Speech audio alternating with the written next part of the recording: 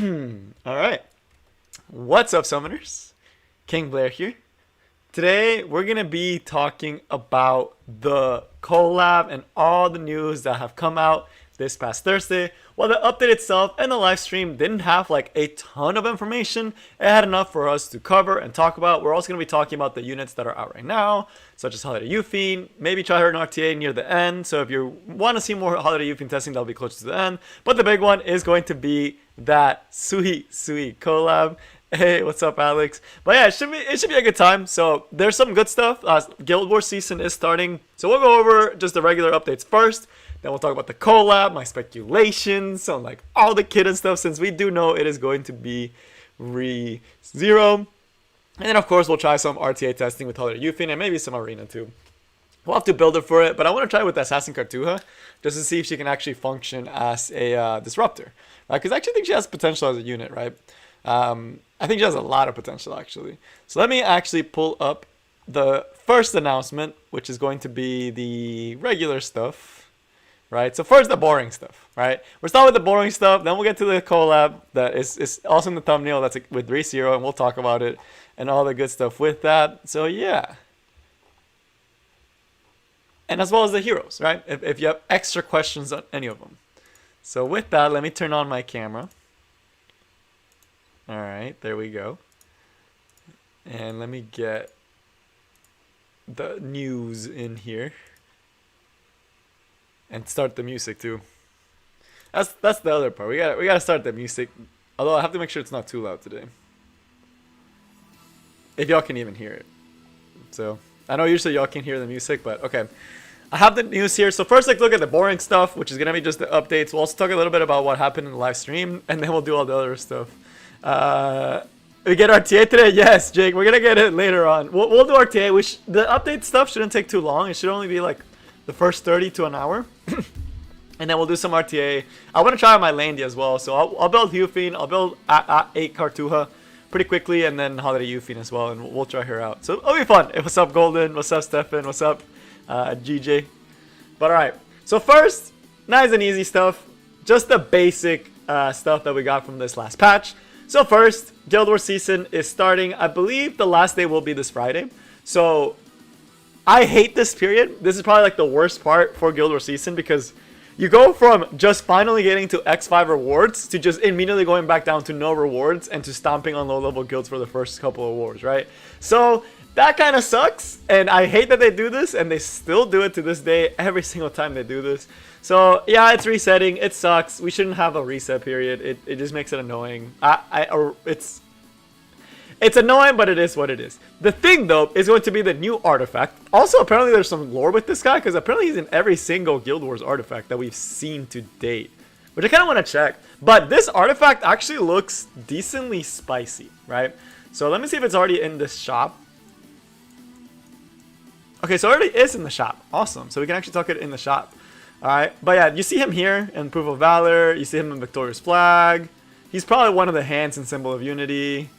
He's in Warnhorn, and he's also here, kind of like as a commander. But this new artifact, Guide to a Decision. The first thing that I saw this is Holiday Hufine. Like, I know there's probably other units that can utilize this well, but the first one that jumped to mind was Holiday Hufine, just right off the bat. Why do I think this artifact is like insane for her? So first, kind of an artifact you have to have maxed out. They're kind of forcing you to max it out, because if you don't have it maxed out, this artifact sucks, right? So yeah, you have to max it out. So make sure you have this artifact maxed out, or it's not going to be as useful. But what it lets you do is you have a 100% chance to get a 20% barrier for 2 turns, right? So, and when you get hit, and after you get hit, if you're still at 100%, you get a 16% CR push. It is only going to be once per turn. So why is this big? Well, the reason why I think this is huge on someone like Holiday Hufine over any other unit in this game is because you can literally make it so you always have that evasion for 2 turns now, right? Because that evasion's 70%.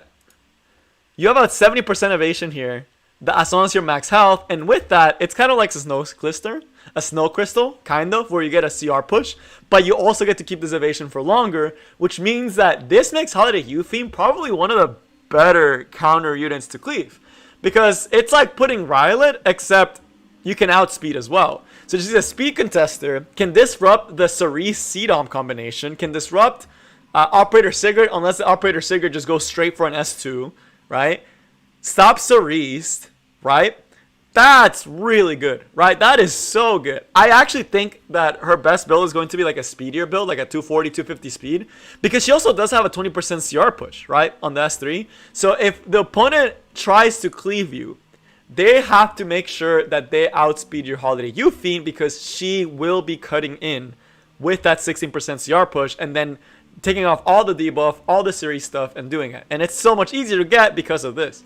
The other thing is, like, she doesn't rely on FCC. That was one of the biggest problems with Holiday Hufine. She was a big reliant on FCC for a lot of things, right? But now she does not have to rely on FCC to keep this passive for longer, making it more annoying to actually take it out early, which means she essentially gets a guaranteed S3 and a guaranteed S1. So that's good. That's good, right? That's awesome. That is just amazing, right? This is great.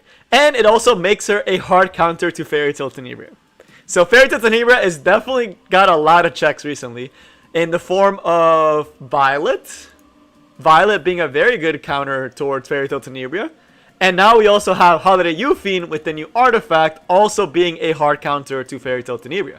Because now, if Fairy Tail Tenebria S3s you, even if she hits you, you are guaranteed to have a barrier and immunity. Right? Which means that you'll be able to get your CR push and you will be able to get rid of all the debuffs. So, hard counter, right? Some other units that this makes sense on would be things like DJ Bazaar. Again, any unit that can disrupt the opponent. That's the big thing. If you're trying to disrupt the opponent, this artifact can be good for you, since it makes it so you have a way to CR push, cut in, and then CR push your team up, right? It doesn't do a lot in a bruiser team, because after that initial turn 1, you essentially lose all of it, and if they break the barrier, you lose all of it, right? That's why I think Holiday Hufine, DJ Bazaar are probably the better ones to go right after something like a Cerise. Something like Lilius could potentially use it as well, right? Since Lilius can get hit, and then, like for a Fairy Tail Tenebria, and then disrupt the Fairy Tail Tenebria, do the S3, and cut in, right? So that's cool, that's awesome, solid artifact. It's a little niche, but it is very nice, right? I just think Holiday Hufine, it was made for her, right? And we see the rankings. This time, honestly, they don't look that different. Like, these don't look as cool as normal. I honestly like this one the most, because it's, like, pretty dark. I like it. I like this one a lot, actually, surprisingly. That's nice. But most of them look pretty nice. I mean, Guild Wars, it's only for the guild that gets the frame. But it's always nice to get that. So that's cool. Yeah, Hufine will definitely be an amazing hero. I'm actually a little bit, like, Holiday Hufine looks like one of the better heroes with this artifact now. Just because you can disrupt so much stuff, right? We also get this side story. This is a rerun. By the way, if this is your first time experiencing this side story, this is probably one of my favorite side stories. Do not skim through it. It's actually really funny. It has a lot of meme moments and, like, amazing moments, and, like, a lot of, like, man, that's intense, right? So do not skip the story for this one. From watching the Holiday Hufine, yeah, the Holiday Hufine video is already posted, but yeah. So don't skip this one. It's actually a good story. It's actually a good story. And yes, if Holiday Hufine becomes strong enough, there are checks to her, so I don't think she'll be, like, super oppressive, but she'll definitely keep things in bay. Just because of how she functions, right? Just because of how she can stop cleave. And right now people pick Violet for anti-cleaving because you can cut in like that, and Holiday Hufine can do that, but easier with this artifact. Again, we get the rewards. This artifact is pretty nice for PvE. Nothing crazy. This is like standard stuff, right? We know we get all this stuff. The Epic Pass. I'm not a fan of this Epic Pass, not because I don't like Momo, but because this is the first Epic Pass that we get for a 3-star hero. We only have one other 3-star hero that has a skin. And honestly, I looked at Momo's skin, and I didn't think it was, like, all of that. I didn't think it was, like, that impressive. As far as, like, in-game animations, right? Like, the other stuff, it's, like, it's fine. Like, the splash art, it always has a beach background, from what I've heard. I did not get the skin, because I don't want to get a 3-star skin. The only 3-star skin we have is Aether. And Aether was a free skin. Right? So Aether was a free skin, and it was a 3-star, which makes sense. This is the first time you have to pay for a skin on a 3-star hero, which, granted, it's the second skin that we get for a 3-star hero, and it's a really cute skin on here. Like the actual animation is really cute, but like in game, it doesn't really change any particles. Like the particle effects don't really change that much. It's not worth the 900, right? So that part kind of sucks. I know more people want the skin, so people still probably get it. It just irks me that it's not a free skin, and that's not like a Clarissa skin, but then no one would buy the pass. So I understand from Smilegate's point of view, they want to get your Sky Stones because we know what we're getting CoLab. They know what they're doing. Smilegate's not dumb. Smilegate knows what they're doing. They're a smart business. They're a very smart business. They know that people will play for the Momo skin. They know that it requires crystals, and there's CoLab, Samurai Seria, Holiday Hufine, that you're gonna need those crystals, which means you're probably gonna end up spending, right? So perfect, right? And oh my goodness, poor Momo. But yeah, it is what it is. I know she's a popular hero, so I'm sure people will get it. That's why Smilegate did it, and the rewards are like about the same as they've always been. Nothing crazy, right? It's like, it's nice. It's still always worth it. It's always worth it just because of the gold. It's a MO summon for 900, which is really good. But yeah, that's that one. We talked about this. We made a whole video. I already gave my thoughts on them. Someone asked what the best build I think Holiday Hufine is now. I think the best build on Holiday Hufine is going to be a speed damage build, right? I think she's an aggressive unit and she needs to commit to what she is, right? So she's going to be a fast, like 250, 240 plus style unit with like decent bulk and like high damage stats, right? Like you can either go for a full burn or you can go for a crit damage, crit rate build, which is a little bit harder to do. But as an opener, she's an opener unit now, right? That's our main goal. It's an opener disruptor. You can still probably use her as like a slower unit, like a bruiser, but then I feel like you don't get as much from the artifact if you make her a bruiser. Although of course she's still good as that. There's still a chance, so that's what we're gonna talk about in a second solely, because that's actually makes me a little bit worried. So yeah, check out the video. It's on the channel. It's up now. Spirit Altar adjustments. I have not actually tried this. I'm actually excited to try it this weekend. And because all of them reset, which is really cool. So we get the rewards again, I believe. Yeah, we get all the rewards again. I can't see it, sadly, but I think it's a good change, right? We do get the Phantom CIC again, which is awesome. I hope that the highest level also drops these low runes as like an extra reward. So I hope they made it better, but we'll have to see when I actually do it. It might be functionally the exact same thing. Let's see. Fallen Spirit does the pet. Oh, this is the pet skills.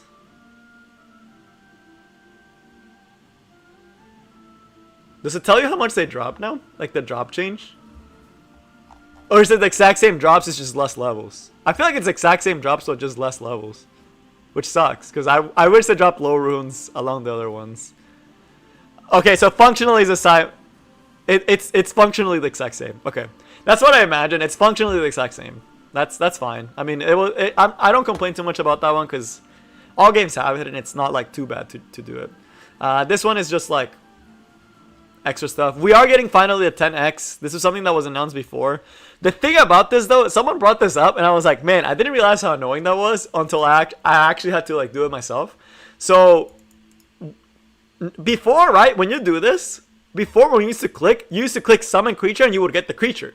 Now you have to actually tap to close. I know that is very small, and it's one of those things that like very like it's gonna take less than 2 seconds out of your day. But the fact that they added this extra screen for me to tap sucks, right? But then again, we got this one too, so we can actually do 10 summon, right? But the fact that they added this tap to close makes it a little slower. Every day you're spending an extra 2 seconds. Yes, it's not that big of a deal, but it's just like, it's a small QL stuff. Yeah, it adds up. It's like small QL life stuff. Whenever like you finish one and like you finish it, instead of just getting it, you actually have to click and tap to close. Small annoyings, yes. It's an extra like 2 to 5 seconds of your day when you click on it. It's just mostly just annoying, right? That's all it really is. It's just really annoying. It really sucks because it's like it was fine before. Why did they have to do it? But I'm sure there was like a coding reason for it. So that's fine. That's no biggie. So it's a very small patch, right? It's a very small patch as far as that. But there's some other stuff as you see here, Huchi and the CoLab. So now let's actually talk. Yeah, I got tilted too, healer. I got mad tilted. And yeah, Edwin, I agree. The skin is nice, but it's not worth 900, honestly. But okay, as far as Sushi Shop, the only thing I ever really buy from them are the mystics. Although because my mystics are so low, I'm probably gonna skip on the mystics. Because this is one of your better mystic to crystal ratio. But because I'm about to refresh shop a lot for the collab anyway to get covenant bookmarks, because the collab is coming, I would say you could probably skip this version of Hoochie Chop. Unless you really are trying to get something like Strasse. You still probably get better conversion rate from just refreshing shop.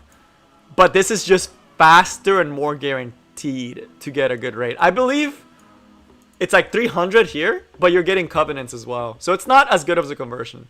Hoochie has the best conversions from Skystones to Mystics, in case you're wondering. That's the one thing that's actually not that is not a scam. And leaves, right? If you ever bought from Hoochie, it's for leaves and for Mystics. But because the collab is so close as well as potential Samurai Seria, I would say just skip on it. Some other stuff to consider before we talk about the collab. We're going to get there. We're going to get there. Trust me. We're going to get there. But there's some other stuff I want you guys to consider that's coming up soon that I didn't discuss in the video. That was shown on the live stream. And you should know that this is happening. So we talked about most of it. It was a very small patch. The biggest thing was the collab announcement. But the big thing is going to be, I feel so bad for free-to-play players. That's all I gotta say is I feel really bad for free-to-play players. Oh, okay. Because we are that's the one. So next Mystic rotation. Okay, so let me pull this up. So next Mystic rotation. This is Coin Shop. Made Chloe. If you have whale shops, this is a really good unit to get. If you're a whale shop person, Made Chloe right now is the most meta soul weaver you can possibly have. I would highly encourage you to actually use your whale coins on her or wait for a unit you like. Of course, I can't dictate that, but if you like Made Chloe, if you like playing meta, if you want to be in the meta, Made Chloe looks like one of the best pickups you can probably grab right now. The other ones are very skippable. There are options aside from these, so it's not that big of a deal for that. But the big thing is going to be Bazaar rerun starting next week. I cannot believe they put this guy next week. This is how you know we are going for a huge OP collab, right? I already feel like the units are going to be disgustingly OP because Smogate is trying so hard to get rid of your Skystones. Why do I say that? Bazaar is a must pull. Out of all the Covenant bookmark heroes, Bazaar is considered to be one of the must pulls, right? Because he is that strong for PvP, right? If someone that wants to be competitive in PvP, Bazaar is one of those heroes that is a must pull hero, right? He is that strong. It's same thing with Craw. The few ones that you will hear me say highly recommend is like Craw, Bazaar, Tama, and I think there's one more I would say that you probably need to pull, but I forgot who they are. Oh, Iseria. Those four are very good. Very good. Ravi's up there. Roana's up there as well. Yeah, so they've been putting up a lot of really good reruns, and I guarantee you they're gonna do Violet right after the collab too. Just knowing them, it's gonna be disgusting. So yeah. So now that leads us to the big thing, which is going to be none other than the Epic 7 collab. So let me pull the notice up. If you don't believe it, it's confirmed. This is what we're getting. There's no changing, right? So we're going to do kind of a discussion because there is a pretty big split in the community, I would say. Yeah, we're about to talk about it because I'm seeing in the chat, I'm seeing the complaints, the collab, all that stuff. Some people are not happy with the collab. Some people really are excited about the collab. So I'm going to try to be as unbiased as possible, and I'm going to try to give you guys both sides of everything so that you can see both sides, you can get a better idea and make a better suggestion. I did make a poll which got a lot more responses than any other of the polls that I have done. It got 3,100 and overall it looks like for the most part it is a positive response to the collab, right? Overall it is a positive response to the collab. So let's see both sides. Why are some people that don't like it, some people that like it? Why is it so split?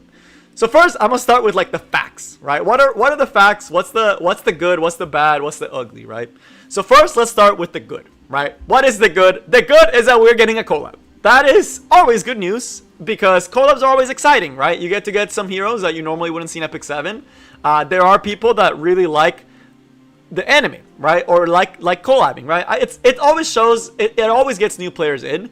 It's a good way to get new players into a gacha game because people will see collab. They know it's a good time to start the game because they know they can get some busted limited heroes, right? So collabs are typically big intake for the game. So whenever a game has a collab, it is always good for the game, and it's always healthy for a game to have collabs, right? Now, the other thing is that ReZero, whether you like it or not, is one of the biggest animes, and it is very well received in most communities, right?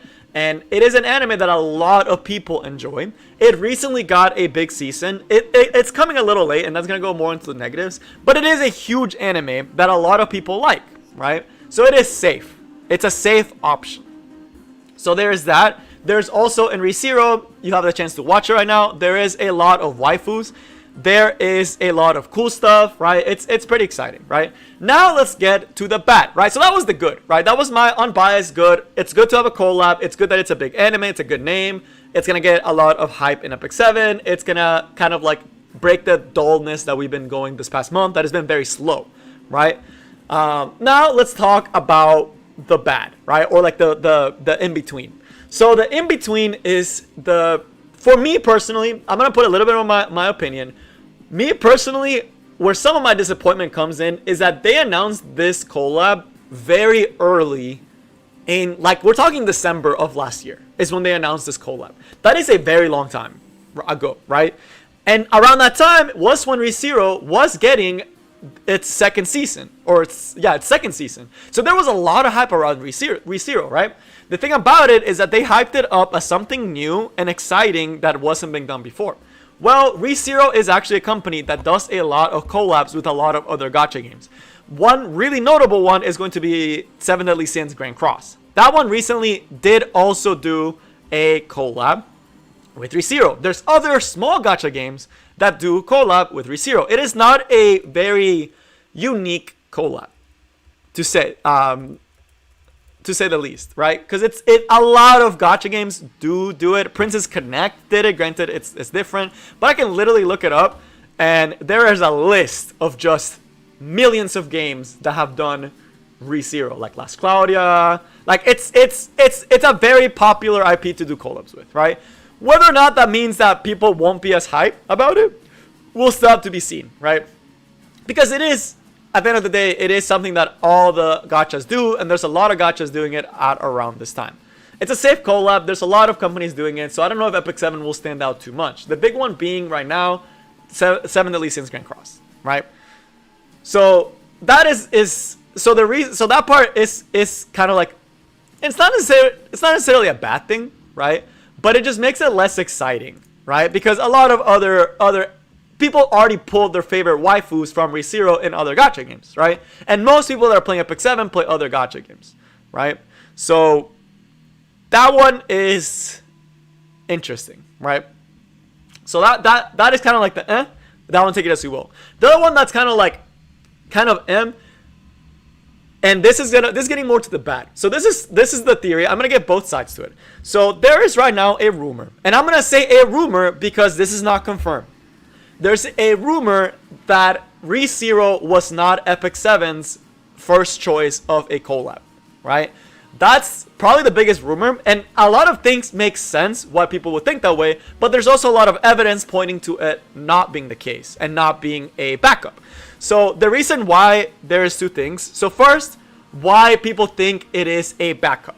The reason people think this is a backup is because, again, it is a very safe one, right? It is a very small, like, it's something that a lot of companies do, that a lot of people do collabs with. It's nothing like novel, but Smage made it sound like it was very novel, so people didn't think it lived up to the hype. The other thing is, because of the delays, people think that the reason why it was delayed was because they were trying to change the company quickly, right? Because they negotiations fell through with the quote-unquote original one, and that's why they grabbed ReZero. That's a safer one, that's easy to work with, and they'd be able to get the characters out quicker. That's the other theory of why people are like, maybe it is the backup collab, right? Because there's nothing novel about it, and there was clearly a delay, which is like very rough, right? So there is that, and there's also the one that people mentioned that there was someone that mentioned that the collab was going to be with another game. As Smith mentioned, that was something else that a Smilegate rep could have been slip of the tongue, but they did say it was going to be another game, and ReZero is not a game, it is an anime. So that is the reason why people think it's a backup. So now the other side, which is going to be the side of was the thing that they were planning all along, right? The reason why people think this is what they were planning all along is yes, as Flame Dash mentioned, Smilegate said that was just a slip of the tongue, and that is very understandable, right? When you're talking in like a stream, I know how it feels to maybe slip up and say something you didn't want to say, right? And call an anime a game. That is very normal. So that should not be taken as confirmation. So that part, I wouldn't say it was not bad, right? So that one, I wouldn't take it as hard truth. The other thing that someone mentioned, and what some people that actually work in the industry mentioned, is that it would be very hard for Epic 7 to make a new IP on the fly, right? Because the art, the balancing, the skills, all that stuff takes time. The storyline that we're likely to get in 2 weeks, all that stuff takes time. And it would take 6 to 8 months worth of time, right? So it would be very hard for Epic 7 to do a hard turnaround after negotiations fell through to quickly grab onto something and then try to do something. And we'll really feel that once it actually comes out. We'll be able to tell if it felt rushed, right? We'll definitely be able to tell if the collab felt rushed, but that is something that takes a long time. You know, rigging the models, doing the animations, doing the balancing, doing the coding, the interactions, because I'm sure there's going to be a new interaction with these heroes. That all takes time. That is not something you can do within a month or two, right? That is not something you can do within the 2 months from when they push back the collab to now. The only thing against this theory would be that potentially, right? And again, I say potentially, they could have had 2 collabs planned and just happened to push this one first, right? Because, I mean, if it takes that long, it is possible that they also had 2 collabs at the same time, right? So that's that side, that it takes a very long time, and that is very understandable, right? This would take a long time. It is something that was big. At the time that they made the announcement, which is in December, the new season of ReZero was about to air, essentially. So there was a lot of hype around ReZero, which if the collab released, when they announced that there was going to be a collab, if we got it, it would have been dummy hype because it lines up with the anime, right? But now it no longer lines up with the anime. So that's the facts, right? That's just unbiased, just both sides, so you get to see both sides. My personal opinion, though, is I think that they had 2 collabs they were working with at the same time. Or that Smilegate's legal team is not great, or that ReZero's is a hard company to work with, right? So the big thing that it's kind of like one of those things that's like, why I think it's weird is because they announced this all the way back in December. And to me, if I'm a company and as a worker, right, as someone that does work and all that stuff, like if you've ever worked, if you announce something that far in advance and you don't meet that deadline, and you say it confidently, and you don't meet that deadline because the other company told you something, I feel like it would have been better for Smilegate to not have even said that there was a collab, right? Because because there's a lot of copyright and legal stuff that has to happen, right? They have to buy the rights, they have to make sure that the company's fine with everything, with the schedule, right? But it makes me feel like, shouldn't the company that is like really that bought the rights be able to have the most say on when something gets released? And if that wasn't the case, and that wasn't 100% certain, why would Smilegate take the risk of letting down their player base that hard, right? Because the backlash is not worth just not announcing anything, right? So that to me, that's the thing that either makes me feel like there's 2 things to me, that it's either Smilegate has a terrible PR team, like we're talking like absolutely low levels of PR, like rookie level mistake PR teams, right? Or we're talking about this wasn't the original collab and negotiations really did fall through, or something really bad happened, or maybe just, I mean, there was COVID last year and then maybe it was just really that bad. But my thing as a company, for something like a collab, they could have not announced anything. Or they could have said collab in 2021, right? And then that wouldn't have gotten the base as disappointed if it took a while to actually happen. And it would have given them leeway and less negative PR, and it would have been a lot better, right? So it's one of those things that, man, Smage really messed up and fumbled the ball on this one. If this was the original collab, which most likely this was the original collab, and that's not something they're going to ever confirm, then they really messed up somewhere along the line in terms of contracting or in terms of PR, because they should not have announced it that much earlier if they didn't have the rights properly through, right? If you don't have the rights like secured and you're already announcing that, that's so risky. That is so risky, right? So that just makes me very disappointed. And I also don't like how, granted, that's not something I can hold against them for them not being transparent. We have to realize that there are going to be like legal things of why they can't tell us certain things, right? That makes sense. I'm not going to talk about it. I'm not going to that's something that makes sense. Business world is hard, right? Business world is hard. It's complicated. But announcing it and not being able to live up to expectation. Imagine if you told your boss that, hey, I'm going to have this done by next week on Friday. Friday rolls around and you tell your boss, hey, I actually didn't finish it. It would have been better for you to say, I'm not sure when I'm going to finish it, but I'll keep you updated, than to say, I will have this earlier, right? That I think was just a huge oversight on Smage's side. Now, there's another issue that comes up with this collab that not a lot of people are talking about, but we know we are getting Summer Ice Area, right? That is something that was confirmed, right? That we are getting a new summer unit, right?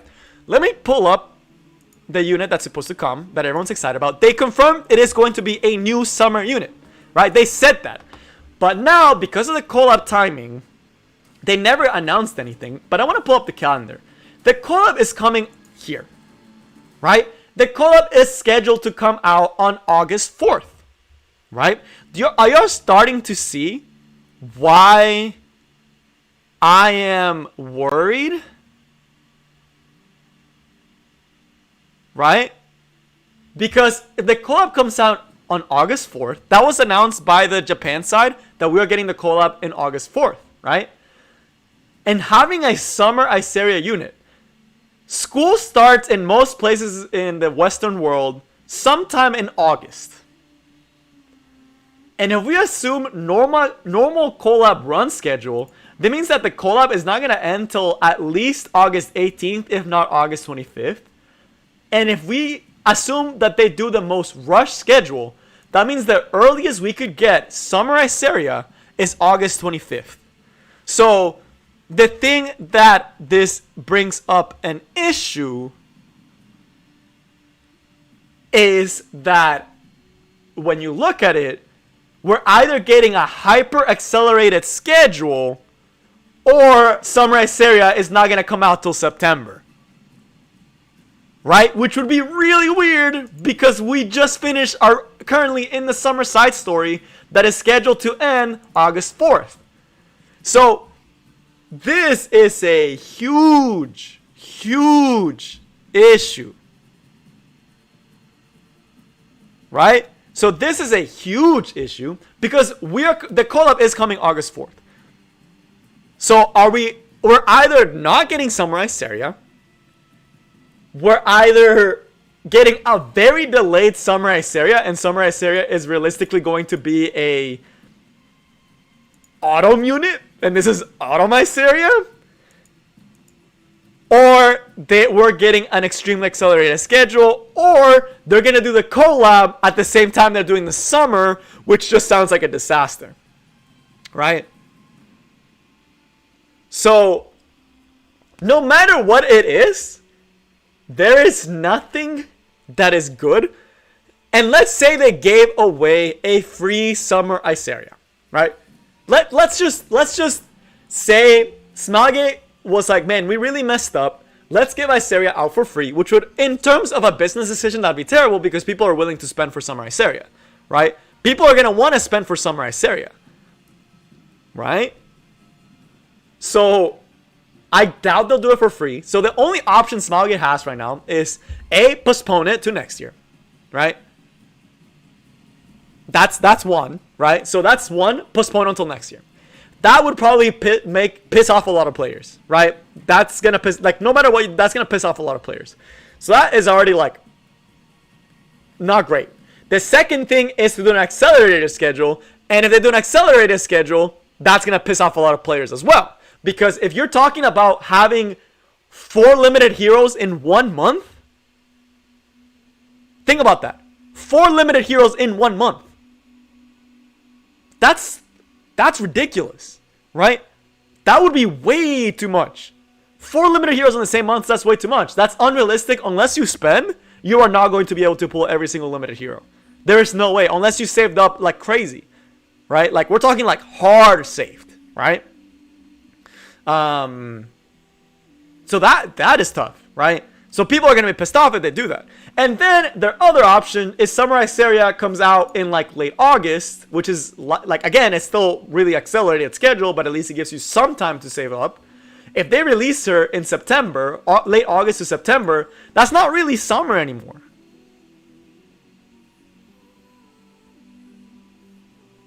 Right? So, what are they going to do? And Epic 7 Japan was released the countdown. Yeah, it's supposed to. The collab is confirmed to come out on August 4th, apparently. That is confirmed, that the collab is coming August 4th. Right? So, yeah, it's not a good look. No matter what Smilegate decides to do, it's not a good look. It's not a good look, right? It's not a good look. There's no option that Smilegate has realistically that is not going to piss off someone. There is nothing they can do because no matter what they do, someone is going to get pissed off, right? So Smilegate kind of messed themselves up. I personally would have pushed the collab back later. Since we already got delayed, who cares about the collab? Just finish the summer storyline. I have no idea why they extended the summer storyline from like Seaside Bologna came out 3 weeks ago, right? Like, Seaside Bologna came out early July. There's no reason why they couldn't have slotted in Iseria here with Holiday Hufine. I don't understand that. Or why not just make it a triple banner?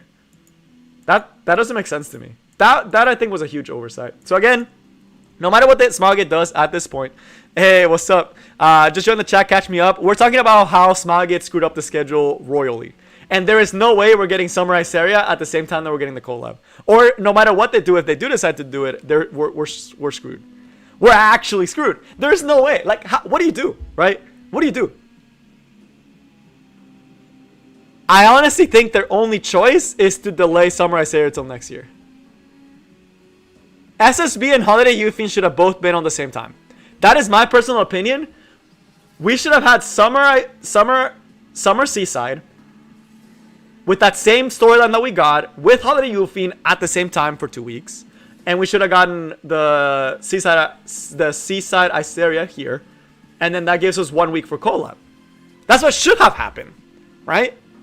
But Smilegate royally screwed up the scheduling. So now my theory is that there's no Summer Iseria. And yes, it could be summer in other places, but like it just feels weird. Like, you're breaking the summer storyline. Because you're breaking this storyline up. Right? We're getting the summer story for 3 weeks, right? It ends on August 4th, which is the same day as the collab release. You just had all these summer events. You just had the summer skin, right? And this is out for a month. And now you're going to put a collab? And then you're going to go back to the summer storyline? Like, that doesn't make sense. Right? That's weird. So, no matter what they do, they're kind of screwed, right? Like, I don't know what they're going to do. At this point, I don't know anything that Smilegate can do to make it better, right? So, man, I don't know. What do you guys think? I know I haven't been reading the chat as much. Do y'all think we're going to get Samurai Seria next year? Do you think they're just going to delay her? Do you think we're just going to get a very accelerated, limited schedule? Right? No matter what Smilegate does, someone's going to be upset, right? That's just a fact. Hopefully, we're not part of that, and like the community is not part of that. But no matter what they do, you're gonna be upset, right? It is what it is. They already messed up by not having the collab last month or 2 months ago when it was supposed to come out. Because the collab was supposed to come out 2 months ago, and then it would have made sense for Samurai Seria to come out August 4th, right? It's always toxic. That's fair. So it's tough. It's tough. It's tough. It's tough. Triple banner on collab and Seaside this year as well. Man, that's a very accelerated schedule, and that's gonna be really tight to do. CoLab triple double banner for unit plus Samurai Seria. Man, that is tough too. But then how do you do the storyline, right? When will Summer Iseria come? Wolver, I don't know if she will even come. At this point, we have no idea if Summer Iseria is even going to come. Because scheduling-wise, CoLab is coming here. She's not coming next week. CoLab runs for 3 weeks, and I doubt they're going to mix Summer and the CoLab storyline together because the CoLab is supposed to be a very big deal. Which means that the earliest she's going to come out would be the 18th if they do a very... No, the 25th. If they do a very condensed schedule and a really tight schedule, it'll be 25th. So, August 4th is the CoLab. So, again, we're getting either... So, just to list the options again, we're either getting a dummy accelerated schedule where we're getting CoLab and Samurai Seria, we're not getting Samurai Seria, or we're getting Samurai Seria very late in the year, right? So, those are the 3 options that they have. And it's looking like it's going to be the no Samurai Seria.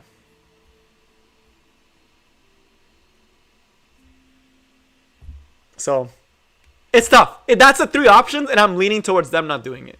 Just because it's so tight. They either will delay it or it will be late. So, there's that. It's not great.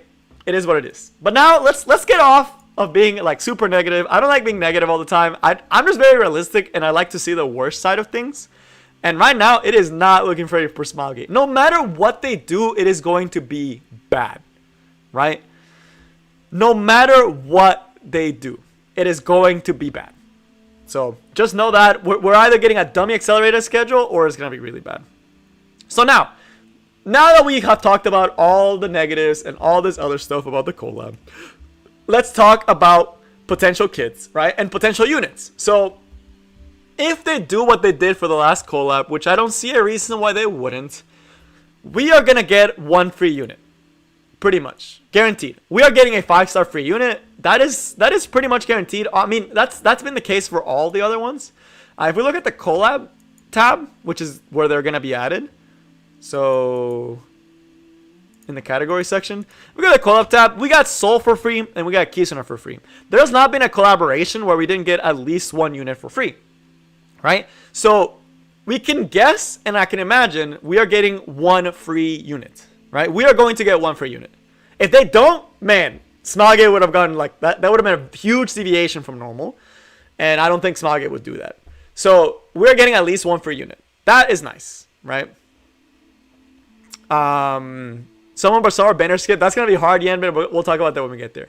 But we're going to get at least 1, right? And then most likely, if it follows get the Guilty Gear, we are likely to get either a double banner, which if this happens, Samurai Seria is not coming. Because if they do that, the CoLab unit will run all the way up until September 1st. If they do it like they did with GG CoLab, if y'all don't remember the original GG CoLab, it was actually 3 weeks, by the way. I think they ran Biken for 3 weeks, and they ran Dizzy for 3 weeks. The first time we did the GG CoLab, it was Biken for 3 weeks and Dizzy for 3 weeks. So it was a month and a half, basically, of stuff, right? So if they do that, that means we're having the CoLab all the whole month of August into early September, right? So that would be if they follow old patterns. If they decide to do an accelerated schedule, it would be 3 weeks, or it's still 4 weeks. No matter what they do, it's 4 weeks, right? Unless they do a double banner, right? So they will either do a double banner, which would suck for free-to-play players if they do a double banner, or the last option is going to be that they will do a triple banner, right? So that they will just release these 3 all at the same time, which I think would probably be their best thing they could do, right? Is that too much to ask for, right?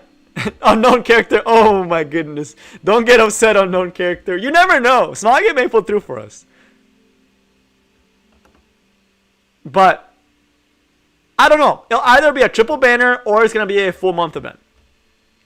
Right? So no matter what, it's going to be tight. It's going to be interesting. I don't know how it's going to be, but it is going to be very tight. So we are getting all 3 of these units, which will be like a triple banner, or we're gonna get 2 back-to-back single banners, or we're gonna get a dual banner, which would be the first of its. No, it's not the first of its kind. We have gotten double banners before, right? So that's cool. So that's most likely what's gonna work. Now, as far as speculation as who we're gonna get, I don't want to be pessimistic, but I don't think we're getting Subaru, which it looks like a lot of people don't want Subaru, right? It looks like people think Subaru's too basic, but people want at least 1 mil hero, right? So I highly doubt we are gonna get Subaru as a unit, because there is very, and I mean very few games where Subaru is a playable character. There is very few gotcha, like, let me actually see if I can find one, right? And let's go on YouTube. Let's see if we can actually find something on YouTube. Let's just find Subaru Showcase. Let's see if it's been a playable character. It looks like he's not. Oh, look, there's one in Minecraft. But if we look at Amelia, yeah, we got a bunch of guides for Amelia, right? So Subaru is not typically a playable unit. Oh, is it not Subaru? Is it not this? I don't know why people hate my light mode. Subaru. Yeah, Subaru. I'm pretty sure I typed it right. It's probably because man, do y'all really hate light mode that much? That makes me kind of sad. I like light mode a lot. I don't know why. It just makes me more awake. Maybe I'm the free here. So my guess is Amelia's gonna be the free hero. That would be my guess. My guess is that Amelia's gonna be the free hero, right? That would be my personal guess. That is, we're gonna get Amelia as a free hero. So if you like Amelia, that'd be cool. But I think that makes the most sense. You really think it'll be Subaru? That we'll get Subaru as a playable character? It'd be one of his first times. I mean, I could see the kit working out. I could see his kit working out, right? But who else are they gonna get for free? Only Subaru, right? Let me get the notepad out, because my theory. Okay, so there is some that have it. Okay, that's good to know that there are some that have it. So most likely the free one, I still think it'll be him. It's either gonna be him or Amelia. Us free. Rem is 100% gonna be a unit. And then if they do 3 units, if they do Amelia and they do Rem as a banner, I could see Reinhardt being a unit. I could see. I doubt they'll do Ram, because Ram and Ram would be kind of lame. I don't think Ram and Ram should be both in the game. I think only one should be in there, and it should obviously be Ram, because she's like one of the main characters, right? So Reinhardt is very likely, just because people want a male hero, and I think Smalgate is gonna do a male hero, right? There's so many looking characters in the show that fit Epic 7. Yeah, Astolfo could be one as well. Not Astolfo. That's the wrong anime. What's the name of that dude? Is it Astolfo? Could be in the game. The cat person. I forgot their name. Ram and Ram could be a dual hero, which would be really cool. Felix. That's right. It's Felix. It's Felix. Right? I could see Alright. You guys want to know what I think would be really awesome if Smilegate did? Hear me out. Hear me out. Hear me out. Hear me out. Hear me out. Hear me out. It's Felix. It's Felix. Thank you. Thank you. Thank you. Thank you. I forgot the name. But hear me out. This is what I think they should do with Rem and Ram. What I think they should do is release Ram as a skin for Rem. Paid skin, of course. Paid skin. Right? Paid skin. Right? That's what I think. If they don't do some form of switching, or like a duel, kind of like our Arnell. By the way, Epic 7 really liked it, right? Because if you look at some character designs, it is very similar to ReZero. So it makes a lot of sense that this was going to be a collab one day. But if you look at Arnell, dude, it looks exactly like Ram and Ram. You cannot tell me they don't look the exact same. Where is Arnell? Like, it is very similar vibes, right? But I think it'd be very cool if they did Ram as a payable skin for Ram. And it makes sense to make it paid because they need to monetize it somehow for doing the animations, right? Or, yeah, rem skin for Clarissa. Oh, my goodness. So I definitely could see that happening. Would be cool. That would be cool, but I don't think they'll do it. I don't think they'll do it. I would think that'd be really cool because I think that would be an amazing skin. Especially if they made it for free, but I don't think Smilegate is going to put that much work into a free skin to where they can make Ram or Ram. But I think that would be the coolest way to see them would be that way or us on a kit together, right? As far as other units, because most likely, like this is most likely Subaru free, Emilia banner 1, Ram banner 2. That's it, right? This is most likely what we're going to get. My hopeful would be that we get 3 units and we do get a triple banner. Because I think this would probably be really cool if they could do this. Right? Beetlejuice? Bro, I want Beetlejuice. Is it bad that I want Beetlejuice? I just watched the episode 2nd season and ReZero kind of liking it. ReZero's fun. ReZero's a good... I like ReZero. Rem and Rem should be one character. But this would be hopeful. If they did a triple banner, it would be cool. Right? But as far as side characters, man, there's so many. Right? There's like Elsa, I think is her name. I haven't watched ReZero in a while. Yeah, Elsa. She would be really cool, but I doubt she'll be in the game. It'd be really cool if she was, because she looks sick. Right? Reinhardt, Butler... I forgot her name. I'm sorry if I mispronounce it. I have not watched the anime. I have not watched the 2nd season. But she could be in there. I'm going to put him in here because... my pick. I want Beetlejuice, man. I want Beetlejuice. Oh, and Felix. But all these are unlikely. Biku. But Biku would be cool too. I think Biku could be in there. I think Biku is more likely. Rosewall? Oh, Rosewall? I don't think they'll do Rosewall. Really? You think they'll... Rosewall's a little weird. That'd be like Ball and Sasan. Beatrice? Is it Beatrice? Or is it Biku? I thought it was Beatrice. Is it Beatrice? I forgot all the names, which sucks, but I do know what they do in the anime. I suck at names. Yeah, it's Beatrice. Yeah. She could also be in the game. So looking at this, they have a massive selection choice to fill in that 3rd slot. But the thing about it is they didn't pick the main heroes from Guilty Gear, right? I don't know if y'all knew that, but these are not... If you've ever played Guilty Gear, these are not the main characters. At all. Right? So they could pick any... They could not pick Ram and Rem. They could not pick Emilia. Which I doubt. I doubt they're not going to put Emilia in there, but it is possible. The only main character, quote-unquote main character, is actually Soul. For Guilty Gear. These are actually all DLC, right? They're not even part of the main storyline. So... my guess is that we are going to get this. Which, in a way, it's like too boring to me. I want them to do this.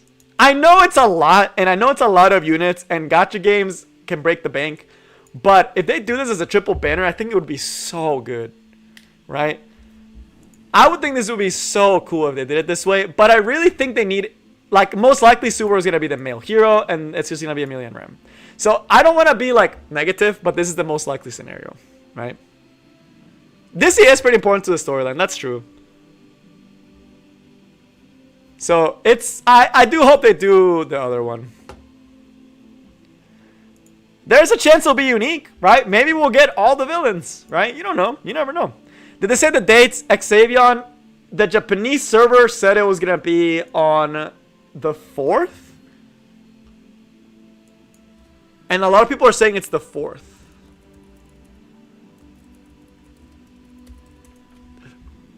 Someone said it was going to be the 4th.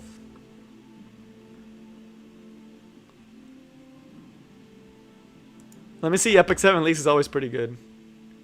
Yeah. Most likely it's going to be on August 5th. Yeah. So that's the one that most likely it's going to be. As far as kits, right? Because that's another one that I think is interesting. I think I'm only going to do the main ones. I'm not going to do all of them because I don't want to get excited about our character that's not going to be in here. Yeah.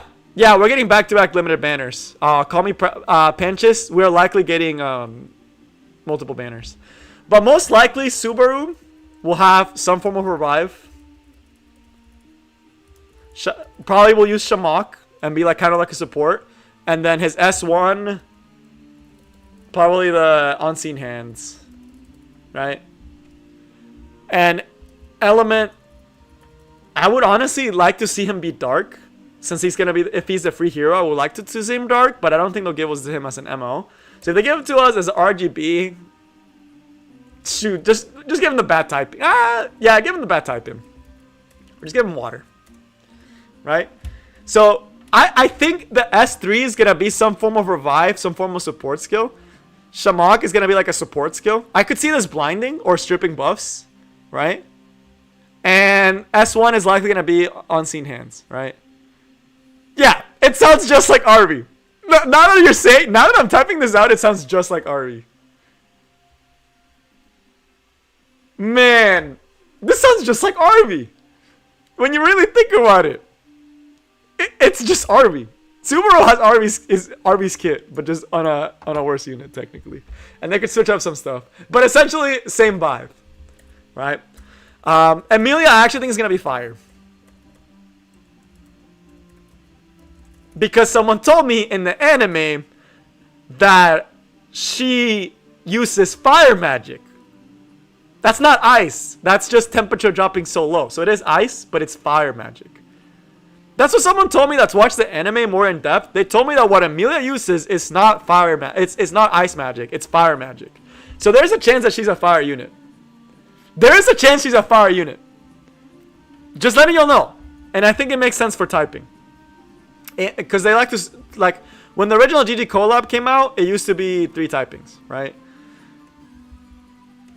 But it could be most likely, let's just do the most likely. But y'all know Smilegate with their elements. But most likely it'll be something like this. I think it's going to be fire, though. You heard it here first. I think it's fire. I think it's going to be fire. But let's say they go with the basic water. And for her, S3 is going to be Brinks Puck. And does an AoE Ice Storm. Right? That's my guess for Amelia. Is that her S3, Puck comes out and goes into like his Titan form and just drops like a massive like blizzard. Right? That would be my guess for Amelia, would be that she does that with Puck in her ultimate. So, that's what I could see happening. The S2 probably heal, because she kind of plays a supporting role, or just like a ice spell. Passive, something like that. And as far as typing for Subaru, I think he'd be a warrior. She would be Soul Weaver or Mage, depending what they decide to... how to spice it up. But if Subaru's a warrior, let's make him a thief, actually. He plays more like a thief. He's literally Arby. Holy crap. Subaru's legit just Arby. The more I think about it, he's legit just Arby. A dark style magic hero that revives when dead, blinds. Oh man, Subaru's legit just... Subaru's actually just Arby. And I'm pretty sure he's a thief, plays like a thief. And then the last one, Rem. Probably going to be Warrior. Probably going to be Earth. Would be my guess. And what else? I would see her S3 either switching forms to like her demon form. Or just basic buff like Mort. Right? So that's my guess. Right? That would be my guess for Rem. Is she's going to be an Earth Warrior. I would really like to see Smilegate incorporate more switch forms, though. Kind of like Tama, but without a cooldown. So I would really like to see that. I don't want to see another Mort, right? I don't want to see another Mort that is just like, he transforms into a dragon, my ass. He doesn't transform into no dragon. Like, I was kind of disappointed Mort didn't have a form change. Because, can you imagine if... Look how epic this is. He legitimately turns into a dragon. Granted, he would take the whole freaking screen. But, why couldn't he stay in his dragon form afterwards? Why did I switch to basic form right after? So, and then he just gets a rage buff. That's most likely what Rem's gonna be. But I would really like to see Rem be more of a I would like to see Rem be more of a whatchamacallit? A Tama. That's what the word I was looking for. I would like to see her more of a Tama, where she has a transformation change, because Tamas are only transformation change, right? So that is most likely what is going to happen. That is my guess. You heard it here first. We can see how wrong I am when the collab actually drops. So that is my theory. That is my... Thanks for coming to my TED Talk on the Epic 7 / ReZero collab and on the update. So as far as the update stuff, right? As far as the update, that is it on the update side. We're gonna be moving to RTA because I've only been on for an hour. So I will be going to RTA. We'll be testing Holiday Hufine with Assassin Cartuja. We can still talk about the collab and all that other good stuff. We'll have RTA in the background. I really want to try my new Landy build too. I've been itching to try it out for some time now. But I do have to still build the Holiday Hufine. But as far as updates go, that is it for the updates. I hope y'all enjoyed that portion. Make sure to like and sub if you enjoyed. And yeah, with that, let's move to RTA. Am I pitting all the units? Yes, I will have to pity all the units, which means yes, I will have to spend on this game. Or I will have to spend on the banners. Right? So, sadly, I will have to spend on the banners, which sucks. But it's my fault for simping on Ilnov and on Senya. So, completely on me that I simped for both of those units.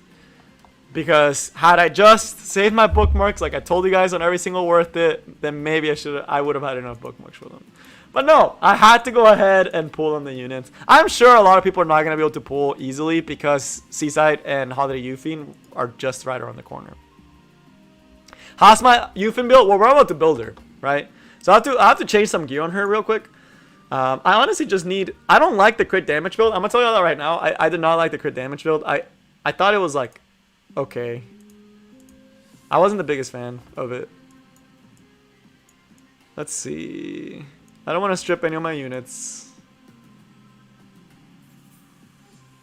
This piece kind of sucks, but we'll roll with it. That's way too squishy. I need more health. Health and attack. I think the problem is Senya and Carrot both have my good Holiday Hufine pieces. That's the problem right now. All my good Holiday Hufine pieces are on other heroes. Oh, this one's nice. Wow, this is a really good piece. But it doesn't have that much speed. I'm lacking in a lot of speed right now. And I need immunity for sure. Let me see. Let's see. This is fine too. It's actually pretty good too. For what we needed to do. Not gonna be the best Holiday Hufine build. Just looking at it, it's a little slow. I think these boots were fine. Yeah, these boots are fine on her. She's just too slow. That's my only problem right now.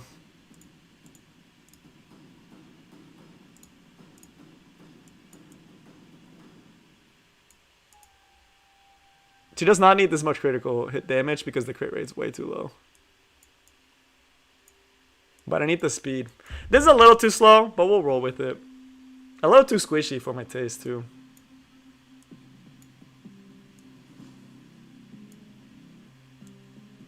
Yeah, this is not ideal. Feels bad. I don't have the good gear to put on her right now. And I don't want to spend like 2 years.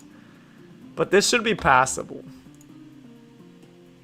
How did her thing go down? We gave her a piece and our CP went down. CP is broken, dude. Just because we lost so much crit rate. We'll do this even though this is not optimal. It'll still be good. It should be good enough. Ideally, I would want her to be like 240, 230 speed. Which I know is really fast, but like if we reforged this and actually got her a good helmet, I think we could do it. But my helmets suck, so I'm not going to find a better helmet.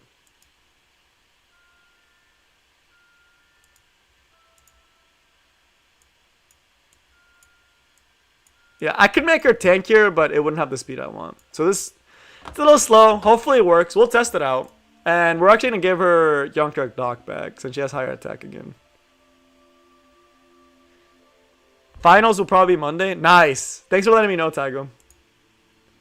Do I want to put her on book or the burn artifact? The burn artifact lets her do more damage. Warhorn lets her actually cut in. Let's actually give her the Junker dog. Okay. And just because I want to try him out a little bit today too, let me just slap on a super quick gear set on him. Super quick. It'll be like 2 seconds. I'm not even gonna check for too much stats. I'm just legit just gonna get a working build on him. All I want is speed set and immunity, and I want health percentage, and I want effectiveness. That's it. This is fine. I'm not gonna spend too much time. Let me just double check there's nothing better. I'm looking at the tank stats right now, and this one's tankier, which is what I want. For this, I just want something that's speedy. I'm just gonna look for the first plus 15 boots that are decent. These are decent. The chest. Speed and immunity. Speed and effectiveness, because I want to actually land the debuff. We'll do this, even though it's not tanky. Actually, let me see if there's a just immunity piece that I can put on him.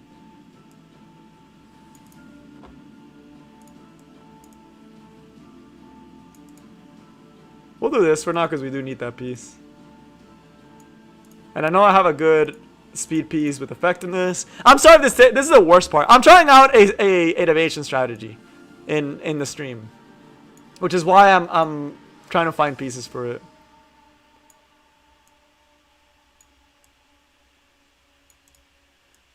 We'll try to enhance it in a second. Actually, this piece might be better already. No, it's not. Let me see if there's any other placeholder. No.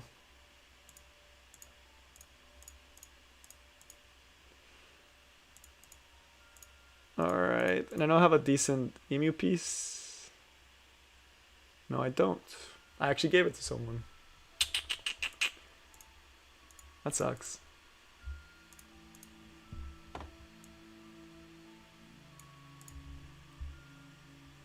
This will actually be a good piece in the future, but not right now.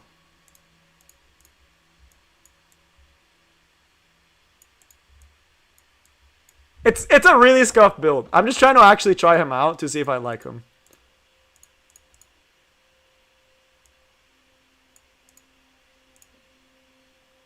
Are you kidding me? The only pieces with effectiveness are on them.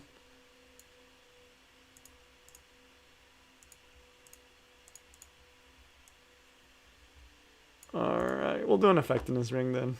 He's gonna be dummy squishy. Gosh darn it.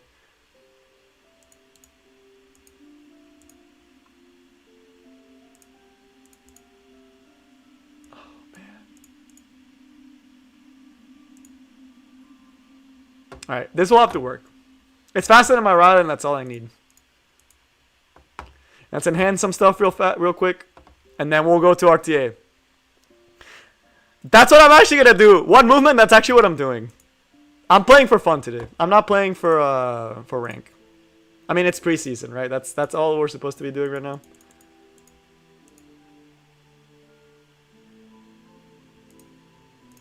I think I have chest pieces though. Yeah, I do.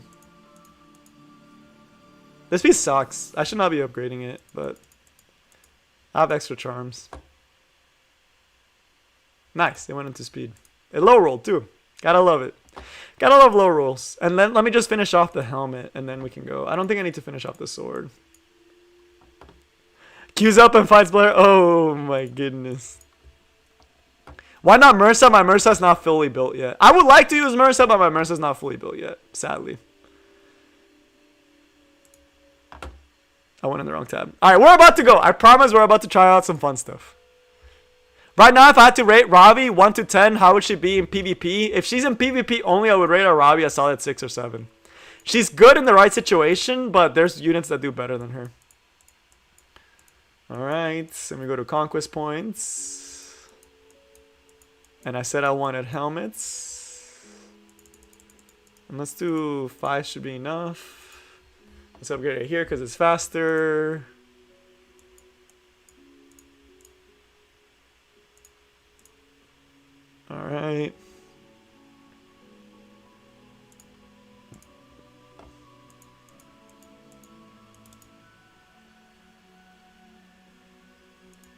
Are you kidding me? We were 1 off. That sucks.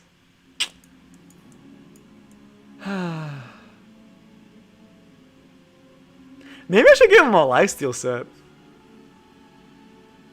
This is really high rolls, by the way. I'm pretty sure it high rolled on everything, actually. Wow. It did. That's impressive. This is a good piece. I don't know for who, but it's a good piece. It's all high rolls. We'll do one more. That's crazy. The gems that you find in your account that you forget exist. If I ever need a lifesteal unit that needs effectiveness, I'm ready for it.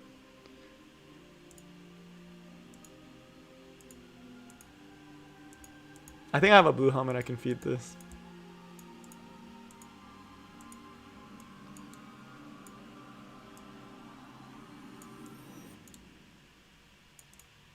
Alright, this will be good now. Finally. Oh my goodness. Okay. Not a good Assassin Cartuja build. I'm just trying him out. I'll see if I like the cheese, and if I like the cheese, we'll keep using it. I will actually do it off stream. Like for tomorrow. Alright, let's get it. Let's get some ovation. Alright, I'm reading the chat again. I just need to do that. I hate building units. Just because it takes so long. Rem Water Warrior? Nah, I think Rem will be Earth. I think Rem will be an Earth hero.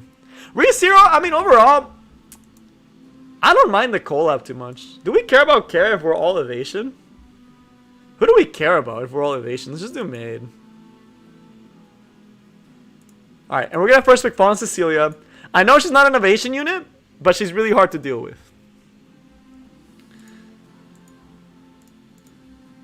Oh, wait, this is actually going to work out perfectly. We get a good debut. Alright, let's see it. Full Evasion team. Alright, he's going to be like, are you kidding me? What the hell?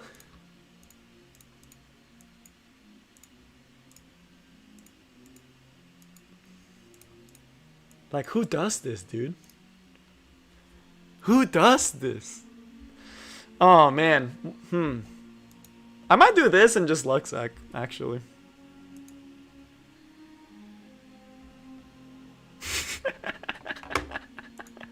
I think it's so funny he took off my Evasion unit. No, I'll take off the Evasion unit. It's so funny to me that he actually banned the Assassin Cartuja. Alright, let's see how many he actually hits. He hit Violet, but he did not hit Violet. So that's good. Do you think my Violet dies? Yes or no?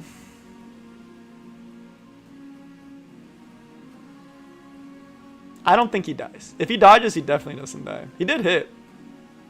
Oh, he did kill. Wow. Wow. Look at him.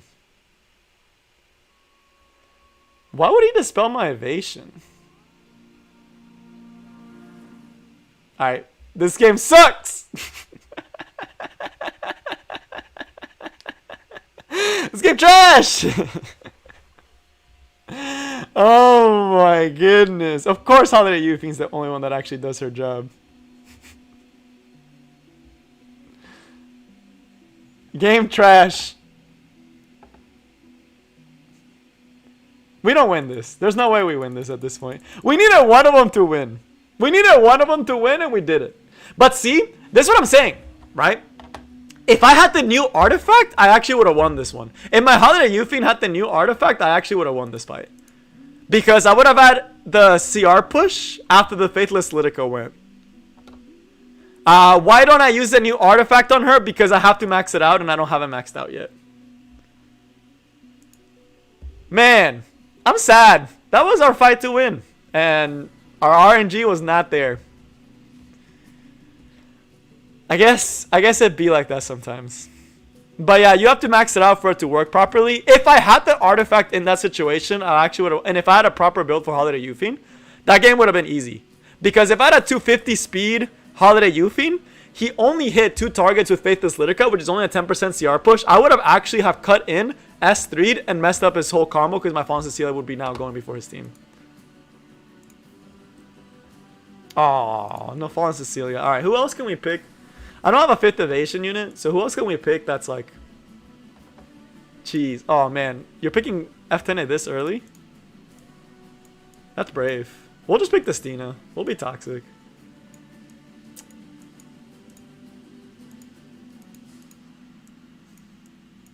We'll pick him early just to keep our options open. In case I don't want to pick the Stina. Roel? Oh, that's a good idea. I should do Roel. I think my Roel's a little bit scuffed, so we would definitely get hit by this Fairy Tale Tenebria.